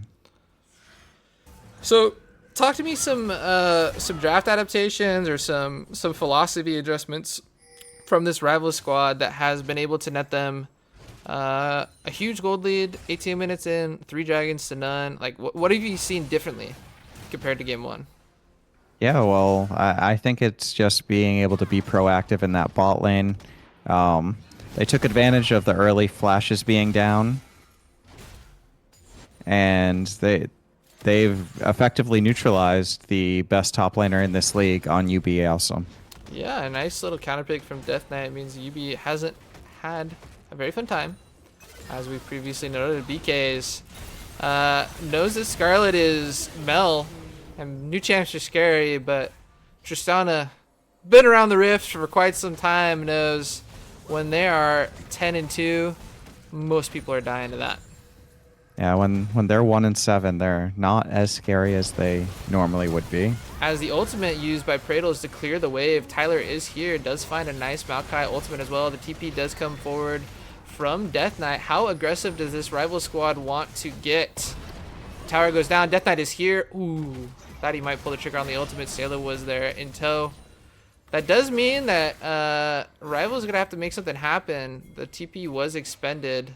You'd be awesome getting some free pressure on the top side. Do they want to dive this tier 2? The answer seems to be no. Instead, they're going to go look top side and keep UB from taking that tower. Yeah, he knows they're coming, though. Yep, so at the end of the day, TP used does mean that there was 1 kill and a tower taken for Rivals, so positive gains, but maybe a little bit jumpy to get involved is Death Knight. Death Knight obviously not here now. CB taken extremely low, but not taken out. And the Herald will crash. reset should come through for these unhealthy members of Rivals. And I thought Veracity could have got a little bit more aggressive there and didn't. Actually, I say that and No. immediately caster cursed it because Salo caught out. Used the Yeah, flash as yeah. well. Bet you he wishes that you never said that. Yeah, well, I have been pleading for Salo to not position like that for several weeks now. So until Salo learns his lesson, he's gonna keep dying.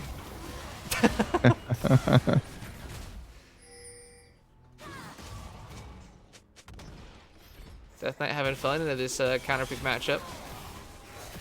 Rev gonna be able to pick up his chickens, and so despite Salo going down, the gold still heavily in favor of Rivals. 4,000 and some change, maybe a little bit less than 4,000. Either way, fluctuating on there. CB getting caught out as now, and now Rivals seemingly just inting for fun. BK's has to be careful, and does jump out. Not sure why CB was pushed so far up. I guess he was trying to get a ward down, but cost him his life there. Yeah, some mental mistakes from Rivals coming out, and we saw in game 1, if Veracity gets free gold, gets free wins on the map, they'll turn it to a win on the game. So Rivals definitely has to be careful about how much gold they're giving back to Veracity.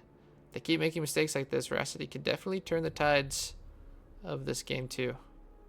Yeah, that is a big Syndra. 5 and 3. They only have 6 kills, but 5 of them are on the Syndra. Yeah. And looking at Rival Squad, right? There's only 2 damage dealers, really, realistically.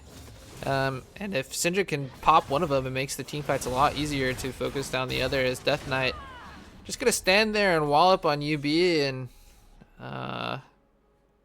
UB Awesome does have that CS lead like you talked about, but not much else. Big Rev. Ooh. Tyler got a little aggressive, blew their cover, so Veracity gotta back on out of there. Rivals needs to group. They've been scattered and just giving kills to Veracity. It looks like they got the memo, gotta approach together into this river. But an interesting jump from BK somehow lands Limestone's flash. Yeah, he landed right into Scatter the Weak, but did get flash for it as well. The Riven is here. UB Awesome. All 5 members of Veracity are willing to contest this drag. Q goes just a little short. And we got ourselves a good old river standoff here, but Salo has some great positioning onto the back line of Veracity. Did find an ultimate onto Limestone, but the fight has started. A great ultimate from Death Knight finds 3 members. Make that 4, make that. Oh man, that's a clean ace from Rivals. 5 for nothing. Like you were calling. Great job by Salo getting on that back line. DK with the nice ultimate, and BK is just slapping him with his wallet. Yeah, kind of like a D-Way to LeBron. Salo throwing up some members of Veracity, and Death Knight slamming them home. BK is getting some damage in as well. That's going to be an uncontested Otacon. And 24 minutes in, that means the buff will still be active for Rivals to turn this Otacon into a Baron. Yeah, that is the play probably. That is the play, but Rivals has shown they have a little bit of a tendency to have some silly deaths. So while it won't hurt as bad, it will mean 15 seconds off the map and 200 gold into the enemy pockets. So if they want to make use of this Otacon, they're gonna have to do it as 4 members or as 5. We will see if they're able to do so cleanly.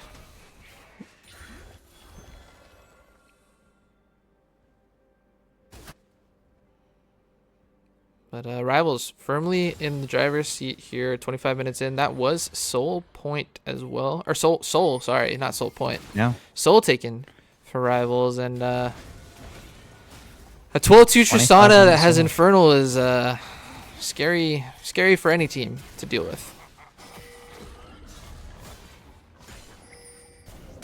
Oh, flash being used by Rev because Tyler was caught out. Tyler will go down. The ultimate from CB does find Pradles as well. Limestone is here, but the Veracity Otacon buff means that BK just gets to go back to the base for a little bit.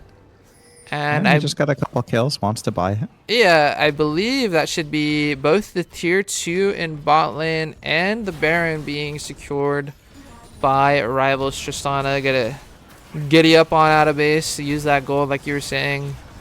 And Rivals, totally different team from game 1 to game 2. Yeah, very proactive early on, not waiting for things to come to them, and it made a huge difference. Yeah, made a huge difference on the flow of the game. Made a huge difference in the gold. They now 11,000 gold and some change ahead of Veracity. One lone tier 2 tower on the top side. Salo looking to be aggressive with the ultimate from Oriana as well. Hanging on. Not going to be seen. Actually, the auto from Salo gives the positioning away. This rival squad still has the Otacon, and that's just an exploding Mel. And a flash forward means Death Knight nets themselves another kill. That's 2 members down for Veracity. Make that 3. Potentially 4. BK's does have the reset. Opts not to use it. And can This Rivals could be close it game. out? I mean, both of the solo laners up from Veracity, but a nice hook from CB and an ulti means that this Ribbon didn't get to play the game at all. 27 minutes of just not having fun. And that is game 2 going to Rivals. So we are going to a game 3 deciding match. Veracity picking up game 1, Rivals picking up game 2, and I am glad we are going the full 3 games. It's Rivals week, baby. Yeah, 2 back-to-back decisive victories, and they couldn't have been more different. Yeah. If you look at game 1, you got to come away wondering, how does Rivals win this game? And then after watching that, I have to wonder, how does Veracity win a game? Both teams completely dominant in their wins and lots of errors in their losses. So game 3, going to be exciting. I'm very pumped for this. Hopefully we can get right into the lobby as well. Had a little bit of a mess up in getting these codes, so I'm going to make sure I get the right one this time. But yeah, I mean, both times blue side was able to run away with the game. Questionable draft decisions from both red side teams as well.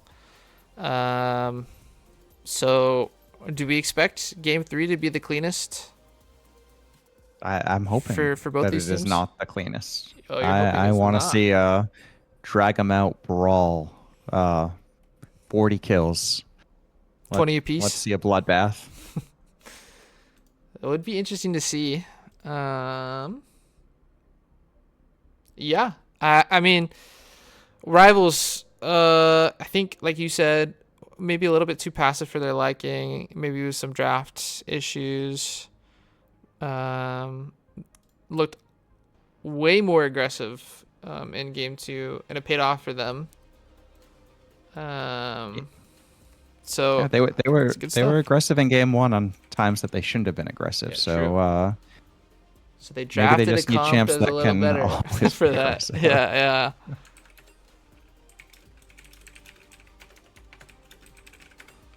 On the other side, I have to wonder if I said before the game, just do the same thing, don't get too cute. And I have to wonder if they got too cute. Why are you not giving your number 1 top laner counter pick in that game? It didn't make sense to me. They completely were able to take him out of the game by not giving him counter pick, and he, like you said, didn't have fun, didn't play the game.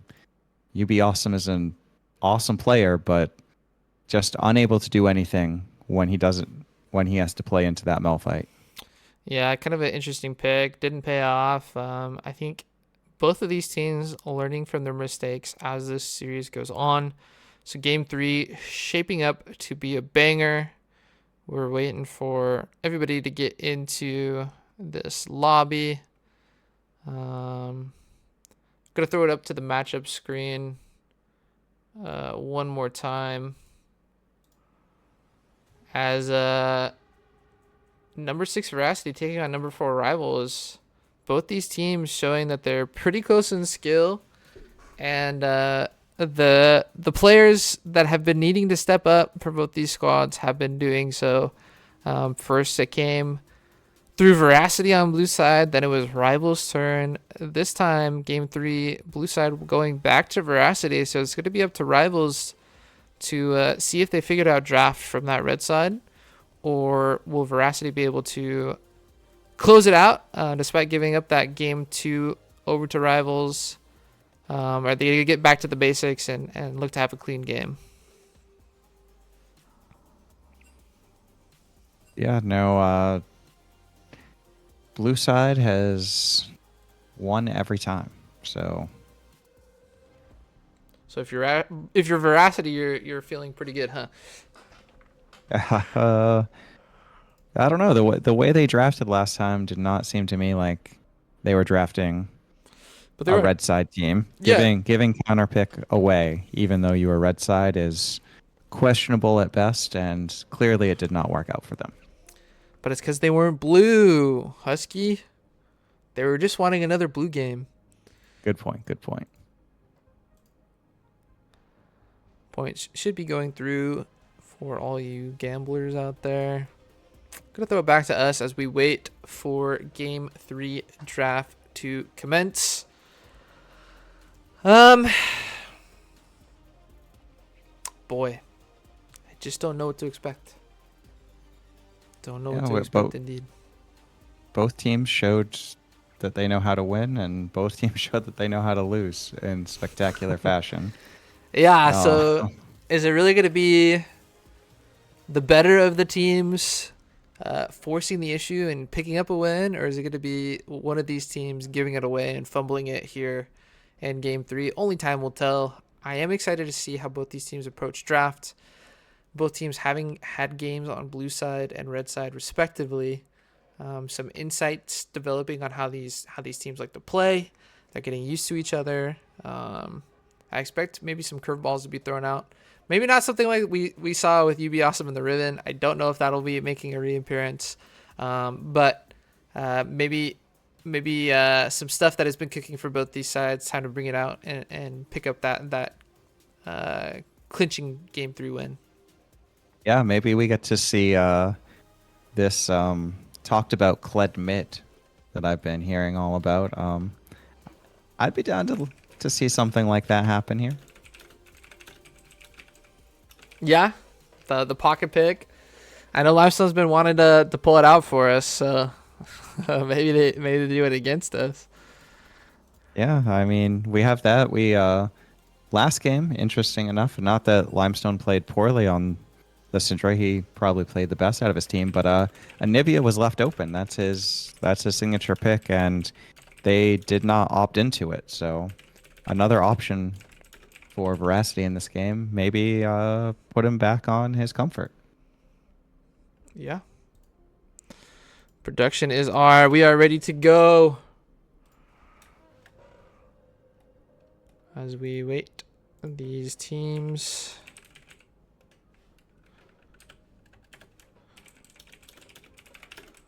to commence draft. Looks like Apex is working, so we got our graphics cooking again. Hopefully I did this right. Looks like I did. Boy! I'm not green this time. You're not green this time. What to expect from this game 3 draft? I mean, there's been Maokai consistently picked. There's been some consistencies across the board, but I don't know. Veracity's had the same 3 bans both games. Let's see if they keep those game. They keep it with the Aurelia. They keep it with the Braum. What's the third ban? I don't have the other ones. It was pulled up. Tarek, the last 2. Tarek. Okay. So maybe the Tarek comes out. Maybe something like the Oriana might be banned away instead. Who knows, as we see a little bit more of a wrinkle. So consistent banning from their blue side now is Rivals banning away the Amumu. Oh, what is that? It's a Moo Band 2. That is what my screen's showing. Oh, my screen wasn't showing the third ban, which was Udyr, to be taken away. So I wonder if Rivals bans away the Maokai.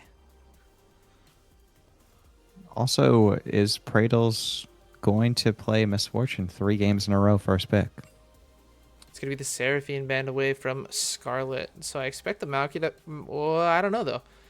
Do they just, play the Misfortune like you were just saying? I don't know. They did immediately first pick it both games. Ugh. A team after my heart. Gonna be 3 Misfortune games in a row.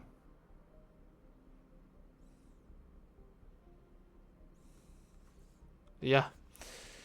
Bradle's rocking the the consistent pick for this Veracity squad, doing what is asked. Maybe he's just a real big MF enjoyer. So Maokai going to be taken away, given into Big Rev's hands once again. Rev going to have a redemption game. Last time we saw him on Maokai on red side did not look that great. It is always a flex, but that Tristana probably not after what BK's did last game. Probably wants to get that back in his hands. Yeah. Last time we saw Veracity on blue in the MF pick, Karma came out as the pairing. It was a Karma, right? I'm not tripping. Yeah, it was a Karma. It was into Seraphine though, so this time it might be something different. Sejuani picked up for Tyler. The Udyr gone, the Amumu gone, the Maokai picked away. So another AoE team fighter, like you have been noting, that seems to be Tyler's playstyle for this team. And then the Syndra that did get some stuff going for Veracity. It just wasn't enough as the rest of the team around Limestone kind of faltered. But if the game goes a bit even, the Syndra might be a menace here on the Rift. The Orianna was the answer last time around, but the Nautilus going to be locked in for CB to ensure that bot lane pairing carries over from game 2 to game 3. Yeah, I mean, they did very well being aggressive with the Nautilus, aggressive positioning, making sure that Tristana gets ahead. So let's try to do it again.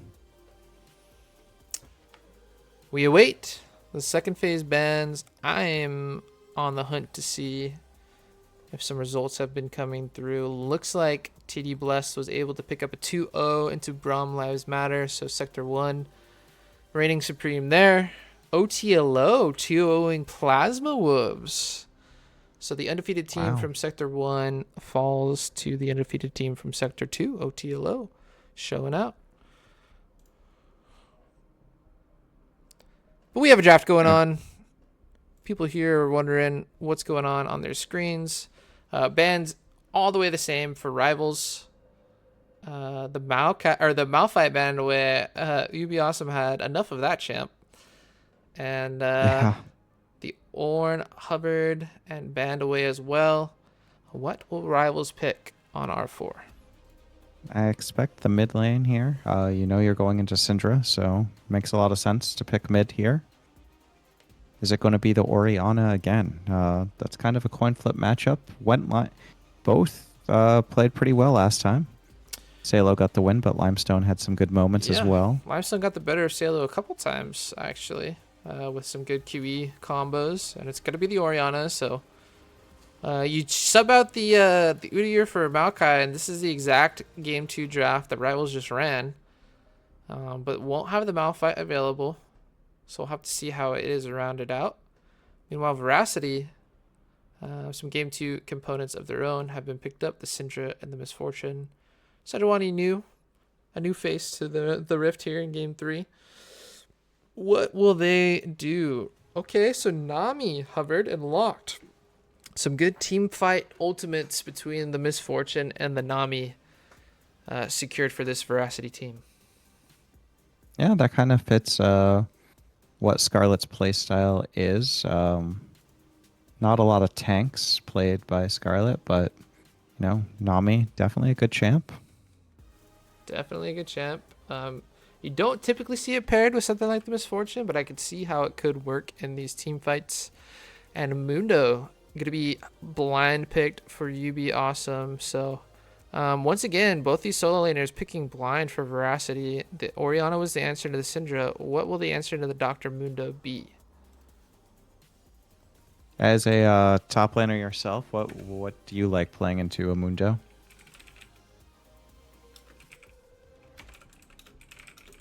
The Shen's okay. I wouldn't say Shen. I would say stuff like the set, maybe something like a Darius. I don't know. Some things that could trade aggressive. Okay. I don't know. I think Shen's definitely a comfortable pick for Death Knight. Does that max percent HP damage with the Q as well, which is obviously pretty good in the Mundo. Can stop the Mundo E from coming through as well. So we will have to see how these two squads perform. Looking at these two drafts though, these compositions, anything standing out to you, Husky? Well, Rivals trying to do a very similar run back to what worked last time. Makes a lot of sense. On the other side, Veracity, similar, but this time they're definitely not as countered in the top lane as they were last time, and I'm sure they're going to try to get Awesome ahead, which he was unable to do in the last game. So it could go either way for sure.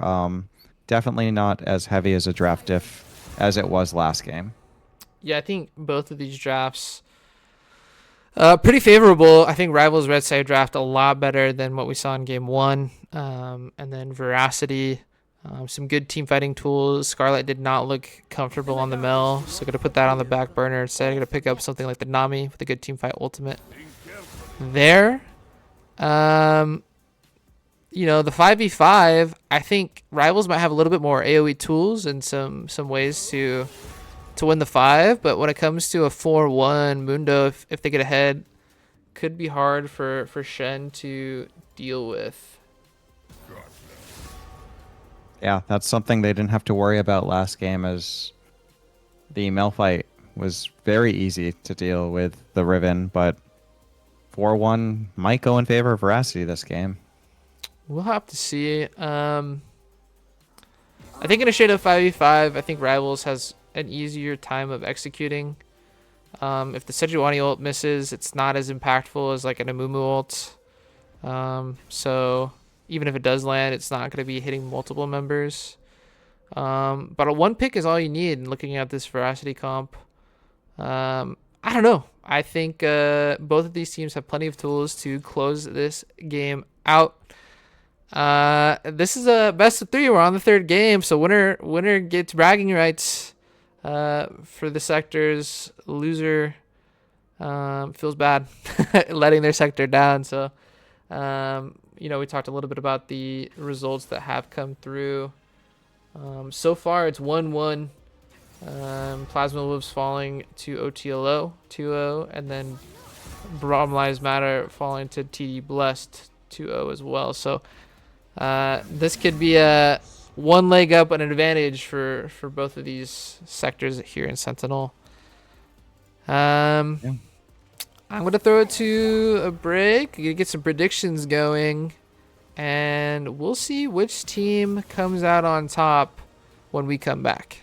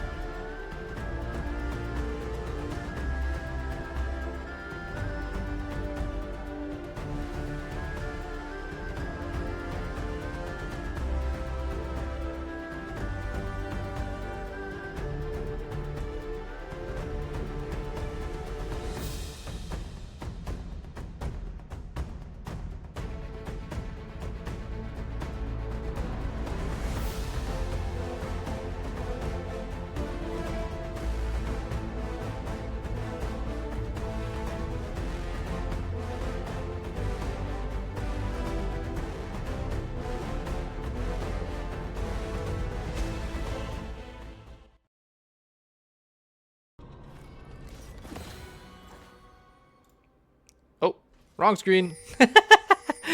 Still figuring it out. We are back, everybody. Game 3, the deciding game between these two teams, rivals on the red side, Veracity on the blue. Going to be caught out by a ward is the rival squad, so kind of a rinse and repeat. Ooh, the fake lead and Yeah. then keep going. So Scarlet is here. CB does have the flash. I don't expect it to be used, and so Rival's just gonna get some information secured, probably with a ward. Yep, ward is dropped. Don't know how much vision that's gonna give though. Meanwhile, Veracity doing the smart thing, getting some ward of their own on on the chickens there. Similar to game 1, except this time Veracity does get a ward down. Oh, but it will be cleared Rivals- out by Rev. Interesting. Ooh. So did Rez hit him with the hezzy, or did he just... Okay, he's going to start the chickens. So, it is game 3. Win, secure bragging rights for your sector. Lose, feel a little sad. Both these teams getting really commanding wins on blue side. This time, blue side falling to Veracity after losing game 2. And does the trend hold? Does blue side stand defeated here? I don't think so. Okay. We will see. We'll have to see indeed, as Death Knight playing confident in this number 1 ranked top laner. CB trying to chain the engage with the level 2 ticking over. Didn't find the mark though, but this is a lane that had tremendous success in game 2. And while Scarlet isn't playing the Mel, which didn't look too comfortable, it is a Nami, and so this Veracity squad is going to have to play careful. Yeah, the misfortune goes back to the crit builds again. Yep. What worked well in game 1. I do have to say I'm slightly disappointed. Praetor's the same skin all 3 games on misfortune. Hey man, if you have a skin you like, I mean that's what you rock with, you know. Ward will be going out into the tribush of Veracity, and so both these junglers pathing the same way. I think it's been that way every game, if I'm not mistaken. As the hook does land on the Praetors. Praetors probably thought there was a minion standing in front of him, but good damage into the AD carry of Veracity. Rival's going to be happy with that one. Yeah, good early trade there. Sejuani is going to get to the bot lane first. Will be spotted out by that ward though, so I expect Rivals to play with the appropriate level of caution, as Death Knight playing extremely well into UB Awesome on this Mundo, making the Shen work. And you said it was odd in game 2 when both solo laners were picked early and giving counter pick. It's even weirder in game 3 on blue side, when typically you can get at least one favorable matchup on that side, but the hook does land. Praetos is gonna flash, but I don't know if it's gonna be enough. The barrier used, so both sums used to keep Praetos alive, but Praetos looking very uncomfortable into the pressure being put out by the Nautilus. Yeah, this Nautilus by CB is looking very good. I think he's taking a page out of Sauce's book right now. Yeah, Rivals playing with confidence, especially off of commanding game 2 victory. The theme of the games have been pretty slow starts though. I think this is probably the fastest start we've seen with the action that has gone on in the bottom lane.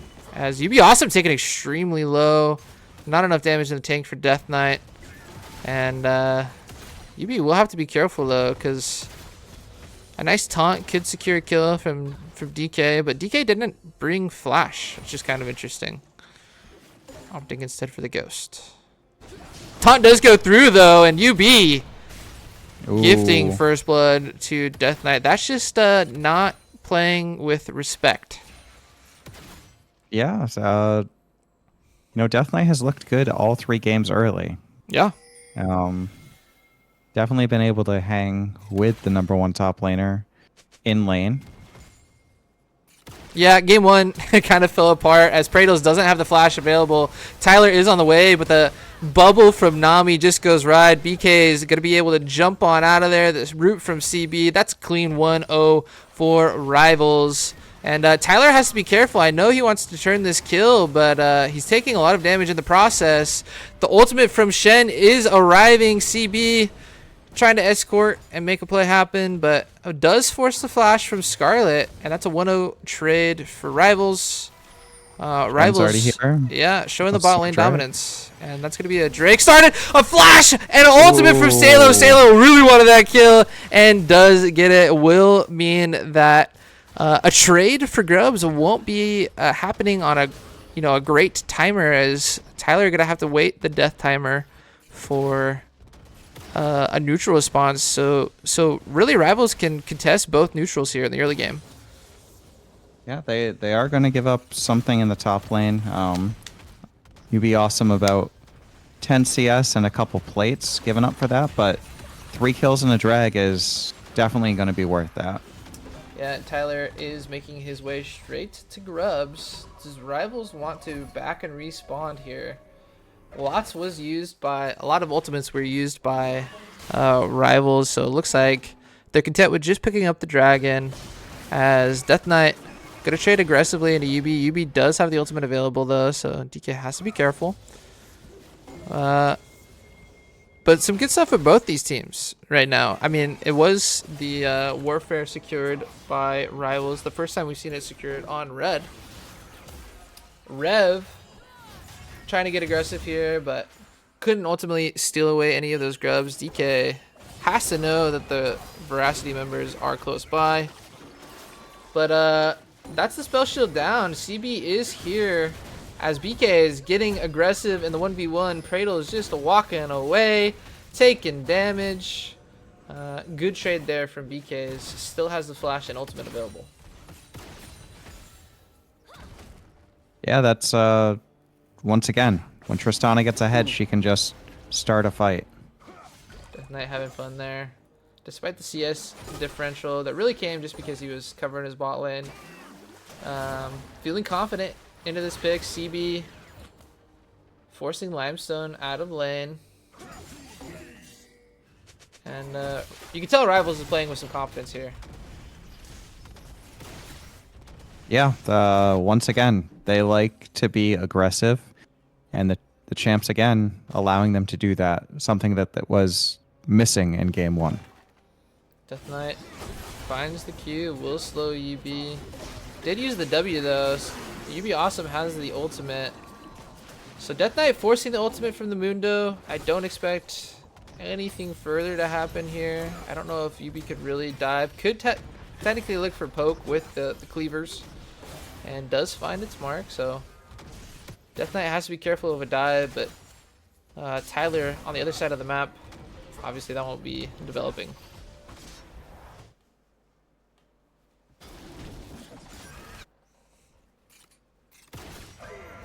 Ultimate does come forward. Praetos has the flash available. Won't be able to use it while airborne, and instead doesn't use it at all. That's a great hook from CB, means the chain CC doesn't give Praetos that opportunity.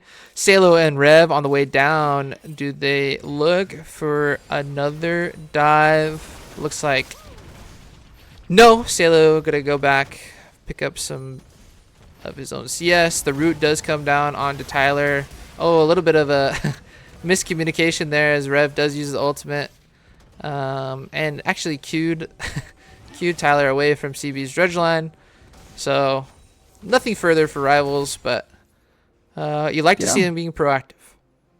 Good plays, good plays. Little waste of a Maokai ult, but still 4-0 in favor of Rivals.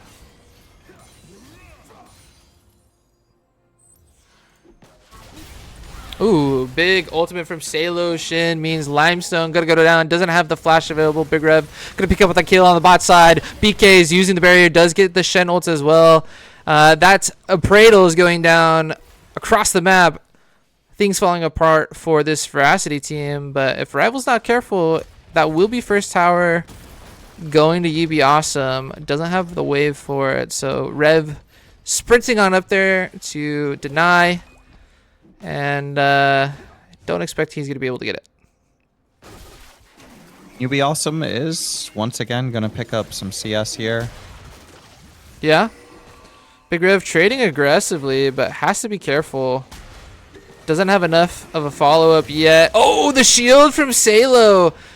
Big Rev trying to operate on the slimmest of margins, and just a little bit over-aggression from the Maokai, but it does mean that the tower doesn't fall. UB Awesome did have to use ultimate and go, so 1 kill on the board for Veracity. Pradle is stepping forward once again. Death Knight going aggressive. CB the Barbarian is here. A nice dredge line will secure a kill onto Scarlet. Kill donated over to DK, who has been so active with those ultimates. I'm sure it's appreciated. And Rivals playing very aggressive, following the script from game 2 here in game 3. Yeah, and CB the Barbarian on this Nautilus has been the catalyst for that, just finding those dredge lines. And yeah, and you see how hard it is for a Nami to match the roam of a Nautilus, right? Once you're out of position, a lot less forgiving than something like a Nautilus. And so, you know, Veracity really hasn't had the greatest responses to these roams. Putting Prados on the lonesome in the 1v1 just means that BKs gets to jump in and blow up that MF seemingly for free, as DK playing aggressive. Does have the Maokai close by, but Maokai is focused on getting the grubs. The neutrals will be traded once again. And the race for feats is on. First tower or one more objective, or epic monster will secure either of these teams. Or sorry, just Rivals. That as Tyler Rivals, goes yeah. aggressive.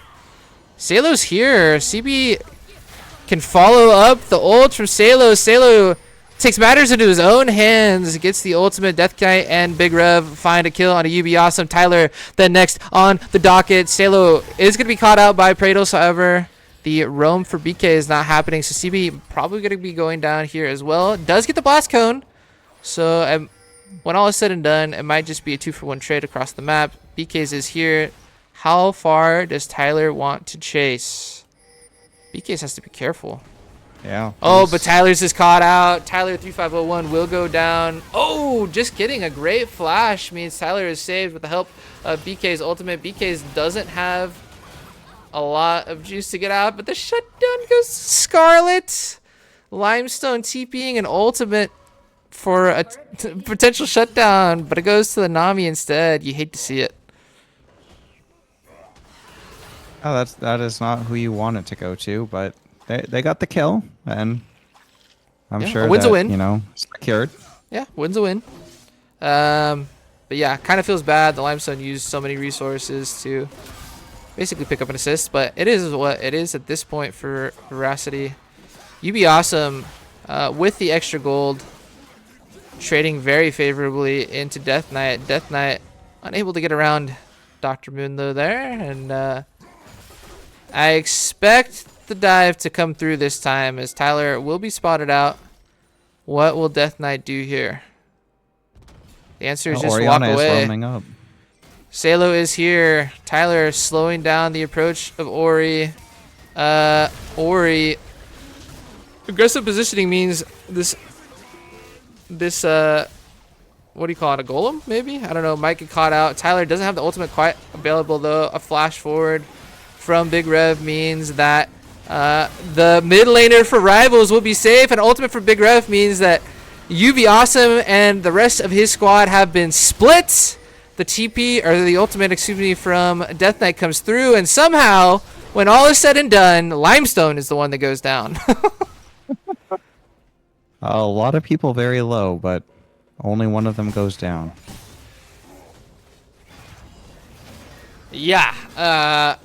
You know, I really thought Salo was going to get caught out there, but Rivals knew something I didn't, or maybe Veracity didn't have the cleanest skirmish. Either way, Rivals benefiting from that red side team fight. 2,000 gold, more or less, in favor of Rivals here. 15.5 minutes in. I'm more okay with the Unending Despair this go around on Big Rev as opposed to the all AP game in game 1. But UB Awesome putting a lot of pressure on the split push. Yeah, he did get first tower, so that is 1 feats of strength to each side right now.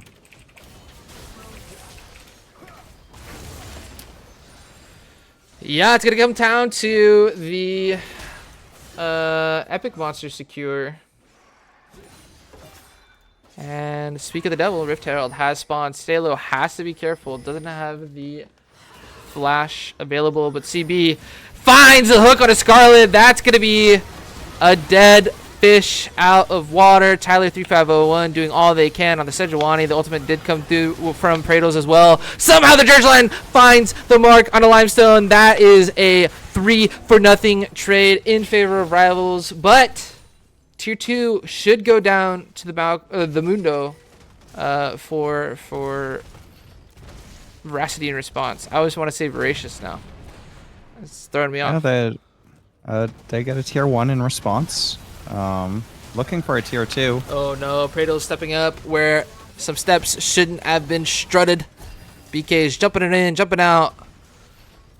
Looking like Mario up on the rifts.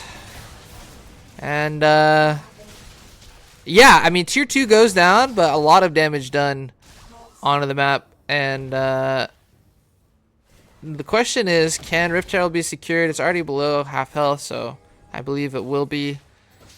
Veracity, it looks like they're going to try to trade for positioning onto the Dragon, but that does mean feats of strength go Rivals' way.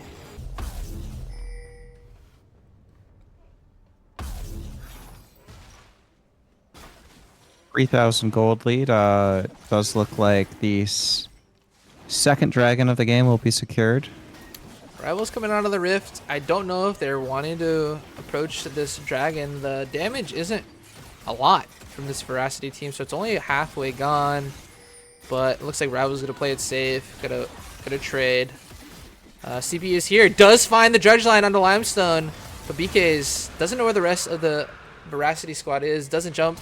But a big ultimate from Rev and Stalo means that 2 members are already down from Veracity. Make that potentially 3 as Tyler 351 gonna flash away, but a big 2-man taunt comes out from Death Knight. 3 members of Veracity is down. Does Rivals want more? They play it smart. They play it controlled. And they wait for UB Awesome to step up for no reason at all. UB Awesome gonna go down despite the ultimate coming through. BK's looked like it got a little bit scary for that Tristana. Scarlet, a fish out of water once again. And that is a 5-for-0. Veracity gets the dragon, but Rivals gets the team fight win. Yeah, that was a great team fight. Once again, layering the CC. You get the Maokai ult, and then Salo hits his ult on Orianna. And CB and Rev, I was wondering if they're going to greed for the Tier 2. They're just going to pick up the Krugs instead, make sure that that Rift Herald does crash. So objective bounties are up, which is never a fun sight to see for the team that now has to go chase them. That's going to be IE finished for BKs and Shadow Flame finished for Salo. 2 big items that are really going to start to snowball these 2 carries for Rivals. And as we approach 20 minutes, Rivals up a little over 6,000 gold. Probably the biggest gold lead we have seen at 20 minutes between these 2 games. 19 kills to 3. I will say, Veracity has the dragon stacking available, 2-1. And UB Awesome in the 1v1 going to be hard for anybody to deal with. So wave management going to be important before Rivals goes making plays any further. UB Awesome going to be more than content trying to find gold outside of a team fight. As Salo just taking cleaver after cleaver. We'll have to be careful because UB could definitely try to dive here. Interesting to have the Orianna match the Mundo. Yeah, the Orianna does have the TP available. Veracity. My apologies. Voracious Otacon. Otacon. Is it Voracious this time? Surely we got the other one. Give me a Ravenous. There is a bunch of kills. The tower does go down in favor of Veracity down in bot lane. So 3 towers to 2 in favor of the team wearing the blue trunks. And nobody's responding to this Mundo. Questionable decisions from rivals here. Looks like Shen's going to be the one on the way there. Yeah. Okay, I thought tier 2 might go down. The wave just not enough though, and so it's gonna be up to Shen to stop this Mundo split push as he plays aggressive into the Mundo and a big Heartsteel proc. Meanwhile, Otacon being taken rather quickly by the rival squad. Looks like it's gonna go down uncontested. I say that Misfortune is gonna ult over all members, and the smite comes through. Tyler, a hero smite. You hate to see it, but that does mean the withdrawals are available. Veracity can get aggressive here. Yeah, it was Voracious again. Death Knight in trouble. UB Awesome popping the ultimate, but does not net the kill. Did get the tier 2 though, as Limestone. This might be okay. The flash used, interesting. Maybe they forgot that the Otacon was stolen. Either way, that's a win for Salo. Getting the flash when the withdrawal was available. But some fight still left in Veracity, as they did steal away the Otacon. It means that that is a tool that won't be available to rivals. And with Dragon coming up in 30 seconds, rivals are going to have to be careful about how they approach this team fight, knowing that the Veracity members could be back on the Rift after a withdrawal. Certainly Rivals has been doing well in all these team fights, but that is getting to be a big Mundo. Big Rev is here, gonna flash forward and find Pradles. Pradles gonna flash away. And the ultimate from Shen means that BK's is in no danger. A Q forward from CB. That's 1 Otacon buff down. Make it 2, because I forgot Tyler went down after stealing it. So only 3 are available. And guys, if you have the Voracious Otacon buff, don't use your summoner spells. Cradle is going to be without flash now, when he could have just opted for the withdraw. And Tyler 3501 might get caught out. A big shockwave finds 2 members of Veracity, but we talked about the Voracious Otacon buff. UB Awesome is already here, TPing in. Veracity Limestone taken low, but somehow Tyler's the first to go down in the fray. UB might be the second. Oh, a 5-man scatter the week from Limestone means rivals can't chase any further. Yeah, that was a huge Nami ult followed by a nice Misfortune ult. Unfortunately for Pradles, he's going the crit build. I think if he was going the lethality build, he probably gets a triple kill right there. Yeah, maybe. The MF ult was canceled, it looked like, partway through. And so I think the lethality probably does more damage when all waves of the MF ult don't go off. So, yeah. Tough to see. Starbreed in the chat letting me know. Was used and instantly canceled by a Nautilus ultimate. Salo caught out on the sides. We thought that this Dr. Mundo might be a menace on sides. But a big ultimate from Big Rev means that Orianna gets out. Scarlet, unfortunately, does go down. BK's Goomba stomping on the bot lane of Veracity. And it's been tough games back-to-back for this duo on blue side. Yeah, BK's has looked very good both games on this Tristana. Certainly set up by some great hooks by CB, but doing a great job by himself as well. Yeah, looking very comfortable on the Tristana pick. Sights have been turned to the big purple worm. Baron on the table for Rivals. Are they baiting a fight? Are they just wanting to take it straight up? Salo has the ultimate, but you be awesome. Mundo goes where he pleases, but sometimes he suffers the consequences of doing so. A nice ultimate from Tyler3501 mean BKs might be in trouble, but a good ult from BKs saves himself. Death Knight is coming in. The ultimate saves CB, but a big ultimate, just kidding, stopped once again by the taunt from Death Knight, and it looks like the fight, when all is said and done, is going to go Rivals' way, and I imagine that's going to net them the Baron. Yeah, that was very hard to kill the Mundo. It took a long time, but one from Veracity was able to do anything about it while he was eating all that damage. Yeah, some unfortunate ult timers from Kratos too. I mean, it looked like it was so good, right? Rivals walking down the choke point. MF gonna line up the bullet time, but a nice taunt from Death Knight, who quietly on this Shen, you know, down CS, but 5-0 and 6 into the #1 top laner of Sentinel.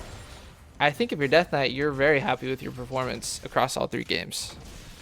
Oh, absolutely. He's done a great job, especially in that game, too. Yeah, some clutch ultimates from the Shen here as well, saving the lives of his Rivals teammates here in Rivals Week. And we'll call it 10,000 gold. It's a little bit less, but that is the difference between Rivals and Veracity here. 7 minutes into the game. Dragon going to be next on the table for this Rival squad, but I expect them to use this Baron until it's about to expire, and then fall back to that Dragon. Potentially threaten an end with this buff. Tyler3501 has to be careful. Instead, Praetel's going to be caught out. But I don't really get anything for that. But yep. CB just making his presence felt. He's done a pretty good job of that all game. Okay, is it the dredge line for the Q or for the ult? I believe depth charge is the ult and dredge line is the Q. Yep. You are correct. I didn't want to I check. may have played with a Nautilus player before. Yeah. Once or twice. Well, the March of Baron is on. Death Knight gonna just let the cannon minion do its thing in mid. Veracity getting aggressive here. Nami ultimate used, only finds Big Rev. Big Rev got ult in response. Does find Tyler. Tyler has to be careful here, but the key from Big Rev didn't push him where he wanted to go, so neither of these teams quite in danger, just ultimates being traded. Death Knight Taking objectives. putting a lot of damage into this tower. You would think the Rivals would go mid and pressure the inhib, but instead they want to knock down this remaining... What? Who flashed there? Salo? It was Salo, yes. I'm not sure what he saw. Maybe it was a misclick. Either way, this should be tower going down. A Q forward does mean that the fight is on, and already one member of Veracity is down. A nice flash forward from CB stops the Praetel's ultimate once again. DK ultimate on a BK means BKs can run wild in this fight. Salo on a rampage. So far, it is 3-0 in favor of Rivals. Rivals looking for the ace, unable to find it, but the damage has been done. Inhibitor has gone down. A wave is here. Can Rivals close this game out? Will they take the 2-1 victory over Veracity? And it looks like it was over. Game 3 going Rivals' way.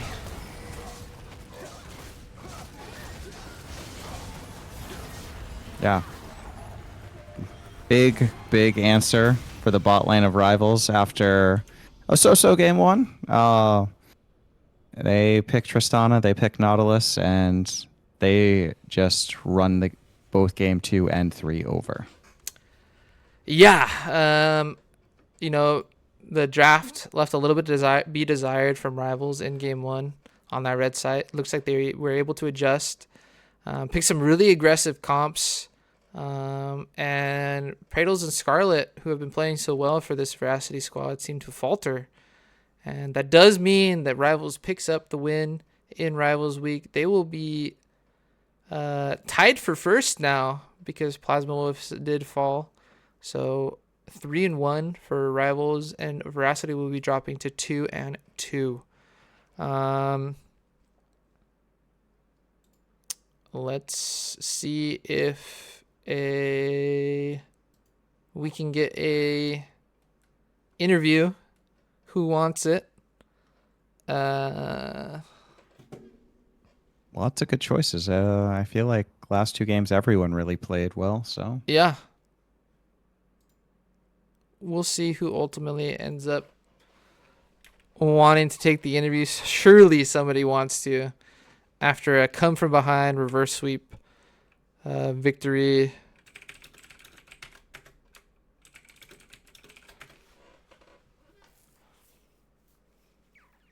Who's it going to be? Hello. Oh, it's DK, the Ooh. top laner for Rivals, going to be joining us here for a post game interview. DK, Death Knight. What's up? Game 1 didn't go your way. Tell me, what was the adjustment made between games 1 and 2? I think at the end of the day, not trying to overcomplicate things and kind of picking comfort. I feel like giving me counterpick and really targeting their top laner was really played into our success here. And overall, I mean, Rivals is kind of known. We might not win first game, but underdogs here. We'll always come back. We'll always figure out a way. We knock the rest off, and we always find a way out. So There you go. that's Rivals for you. Yeah, it's talking about the counter pick. Were you surprised that you're gonna get counter pick on blue side, or sorry, on red side? So let me rephrase this question. Were you surprised that both of the solo laners picked blind for Veracity on blue side in that game 3? I was considering just going into it. It seemed like they had pretty strong solo laners. But at the end of the day, you do have the number 1 mid laner in the league, and you have the number 1 slept on top laner. So There you go. at the end of the day, Some confidence. I mean, I heard if you beat the number 1 top laner, you are the number 1 top laner, right? well, I'm usually ranked pretty low in any league I'm in, and I usually end up on top. So it is what it is. We like to keep quiet and kind of chill and let her play, kind of speak for herself. So Yeah, keep your head down. Let the haters hate. Just keep on racking up those dubs. So, I mean, really, let's look at the season overall for Rivals so far. Week 1 was a weird week. UNCB dealing with the power outage issues, ultimately falling to NLE. But since then, have been kind of on a tear. You know, games have been dropped here and there, but have picked up 3 straight wins. What's the season been about for Rivals with some new faces, some lane swaps? Tell me a little bit about your experience with this squad in particular. I mean, we all have known each other for a good amount of time. We've all kind of casually played with each other. Really, the new addition being Rev and him doing really well so far. He meshes really well with the team, and I think it just overall we just have chemistry, and just put it to the test at the end of the day. Like I said, going back to the comfort picks, it's just we know what our game plan is. We really make it a point to scout our team, and thankfully to CB and yourself, a lot of resources coming into these games, a lot of eyes on the enemy team. So we're always prepared. We like I said, we have the chemistry history together, and then we have a pretty good team overall. We mesh. So Yeah, team chemistry is always valuable, especially as the season goes on and the weeks get longer. Husky, any other questions for DK here? Yeah, so that first game was a little rough. Looked like you guys were wanting to try to force the issue, play aggressive on champs that weren't really able to do that. Made a little draft adjustment, got some aggressive looking champs in games 2 and 3. Is that how you guys see yourselves playing, as always wanting to push the tempo, always wanting to be aggressive and take plays? Well, I mean, just kind of speaking on game one in terms of draft, it's not something we always tend to do. I think it could make sense on paper. Um, I don't know. At the end of the day, I'm just kind of here. I play this game kind of casually, to be honest. Um, but what we tend to do going forward is just playing comforts, playing our game. We know kind of what we want to do. We know like the comps that we like to play. Um, we hone in on champ pools and whatnot in comps. So maybe we were coming in a little overzealous. We've been on that win streak coming in, but I mean, just to be a little spicy. I mean, just looking at the match history, even scouting this team, it's like they didn't really play any good teams. So it's I don't know. I mean, they're definitely a good team. They Mm-hmm. are. They're probably one of the better teams we played for sure. I think NLE is definitely a top team. This team's probably the next top team. But I think people are just at the end of the day just not to be too spicy. I think they're just underestimating us. There you go. But it is what it is. So. Not a bad place to be to take teams by surprise. But now that you and Rivals are tied atop Sector 1, I don't know if you've been paying attention to some of the results coming through. Plasma Wolves did fall, which means you got your shot at the top of the table. They were tied for first, right? Destiny is in your hands. Win out, and you guys will be in a good spot come playoff time. What can we expect from this Rivals squad moving forward? Are more teams on notice? Yeah, well, there's one thing I'm for sure of, and it's BK's coming off with the Tristana and the Kog'Maw. That's just our star player. That's our win con. It's our secret sauce, and people don't know about it.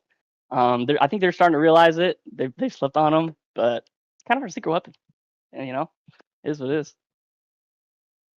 Yeah, he looked very good on the Tristana, both game 2 and game 3, out damaging everyone else in the game. So I wouldn't be surprised if that Tristana starts getting some bans next week or in the weeks moving forward. I mean, it's just adapting to each game and kind of realizing like who did well and who didn't, and kind of punishing that at the end of the day. So we kind of let them have MF a lot of the times just because we knew it wasn't really a problem. So we were comfortable doing that and getting free picks. So. Well, there you have it. Rivals coming out victorious 2-1 against Veracity. Death Knight, any departing words for your adoring fans as we look to close this stream out? No, just having a lot of fun. At the end of the day, it's why we're here. Love the competition. Love to see who gets a second place spot because we know he's gonna be first. But no, I've enjoyed it. I've enjoyed the competition. You be awesome, or however you pronounce his name. Good player. It was fun. So I'm curious to see how people deal with him in the top side. So GG's all. It was fun. And I'll see you guys next time. Appreciate the interview. Congrats on the win. Hope you have a good rest of your night. It was fun. Rivals Week has been enjoyable. At the end of the day, we just do this for fun. We hope you appreciate the content. More will be coming soon as the results continue to pile on in. Husky, what'd you think? This is, 3 weeks now that you've done this? How are you enjoying it? Yeah, I'm having a great time. This is a fun team to watch. They definitely are not going to make it easy on us. It seems like we're going 3 games every time. But as long as we keep picking up those W's, it's going to be fun. Yeah. Salo asking when the 1v1's going to happen. I'm going to say when CV and Husky can cast it. So in the future. Because it was a best of 3 that went 3 games. We've been here for almost 3 hours now. I think it's about time to close it out. I don't believe there's any more. There is some more results to talk about. TFF picking up the 2-0 win against OSGS. So far, the only Sector 1 team that has faltered was PLW. They did play probably the toughest opponent of any of the Sector 1 teams. Still awaiting the results from Dropping Point Hellfire against NLE and Roar against Hydropump Blacktip. I had heard some spicy rumors about who might be playing for Roar. I'm not going to say anything because I don't know if those games are still going on or have yet to be started. Looked like they have a later start time. So, yeah. I hope you guys enjoyed the stream. What's a rival stream without some bumps in the road, some hiccups? We'll have to figure out Husky's green camera going on. But I don't know. I enjoy it. I hope you guys do as well. Husky, I hope you have a good night, as well as all of you watching. Stay safe, and we will see you on Monday. I think, yes, on Monday. So y'all have a great night, and we will see you soon. Take care.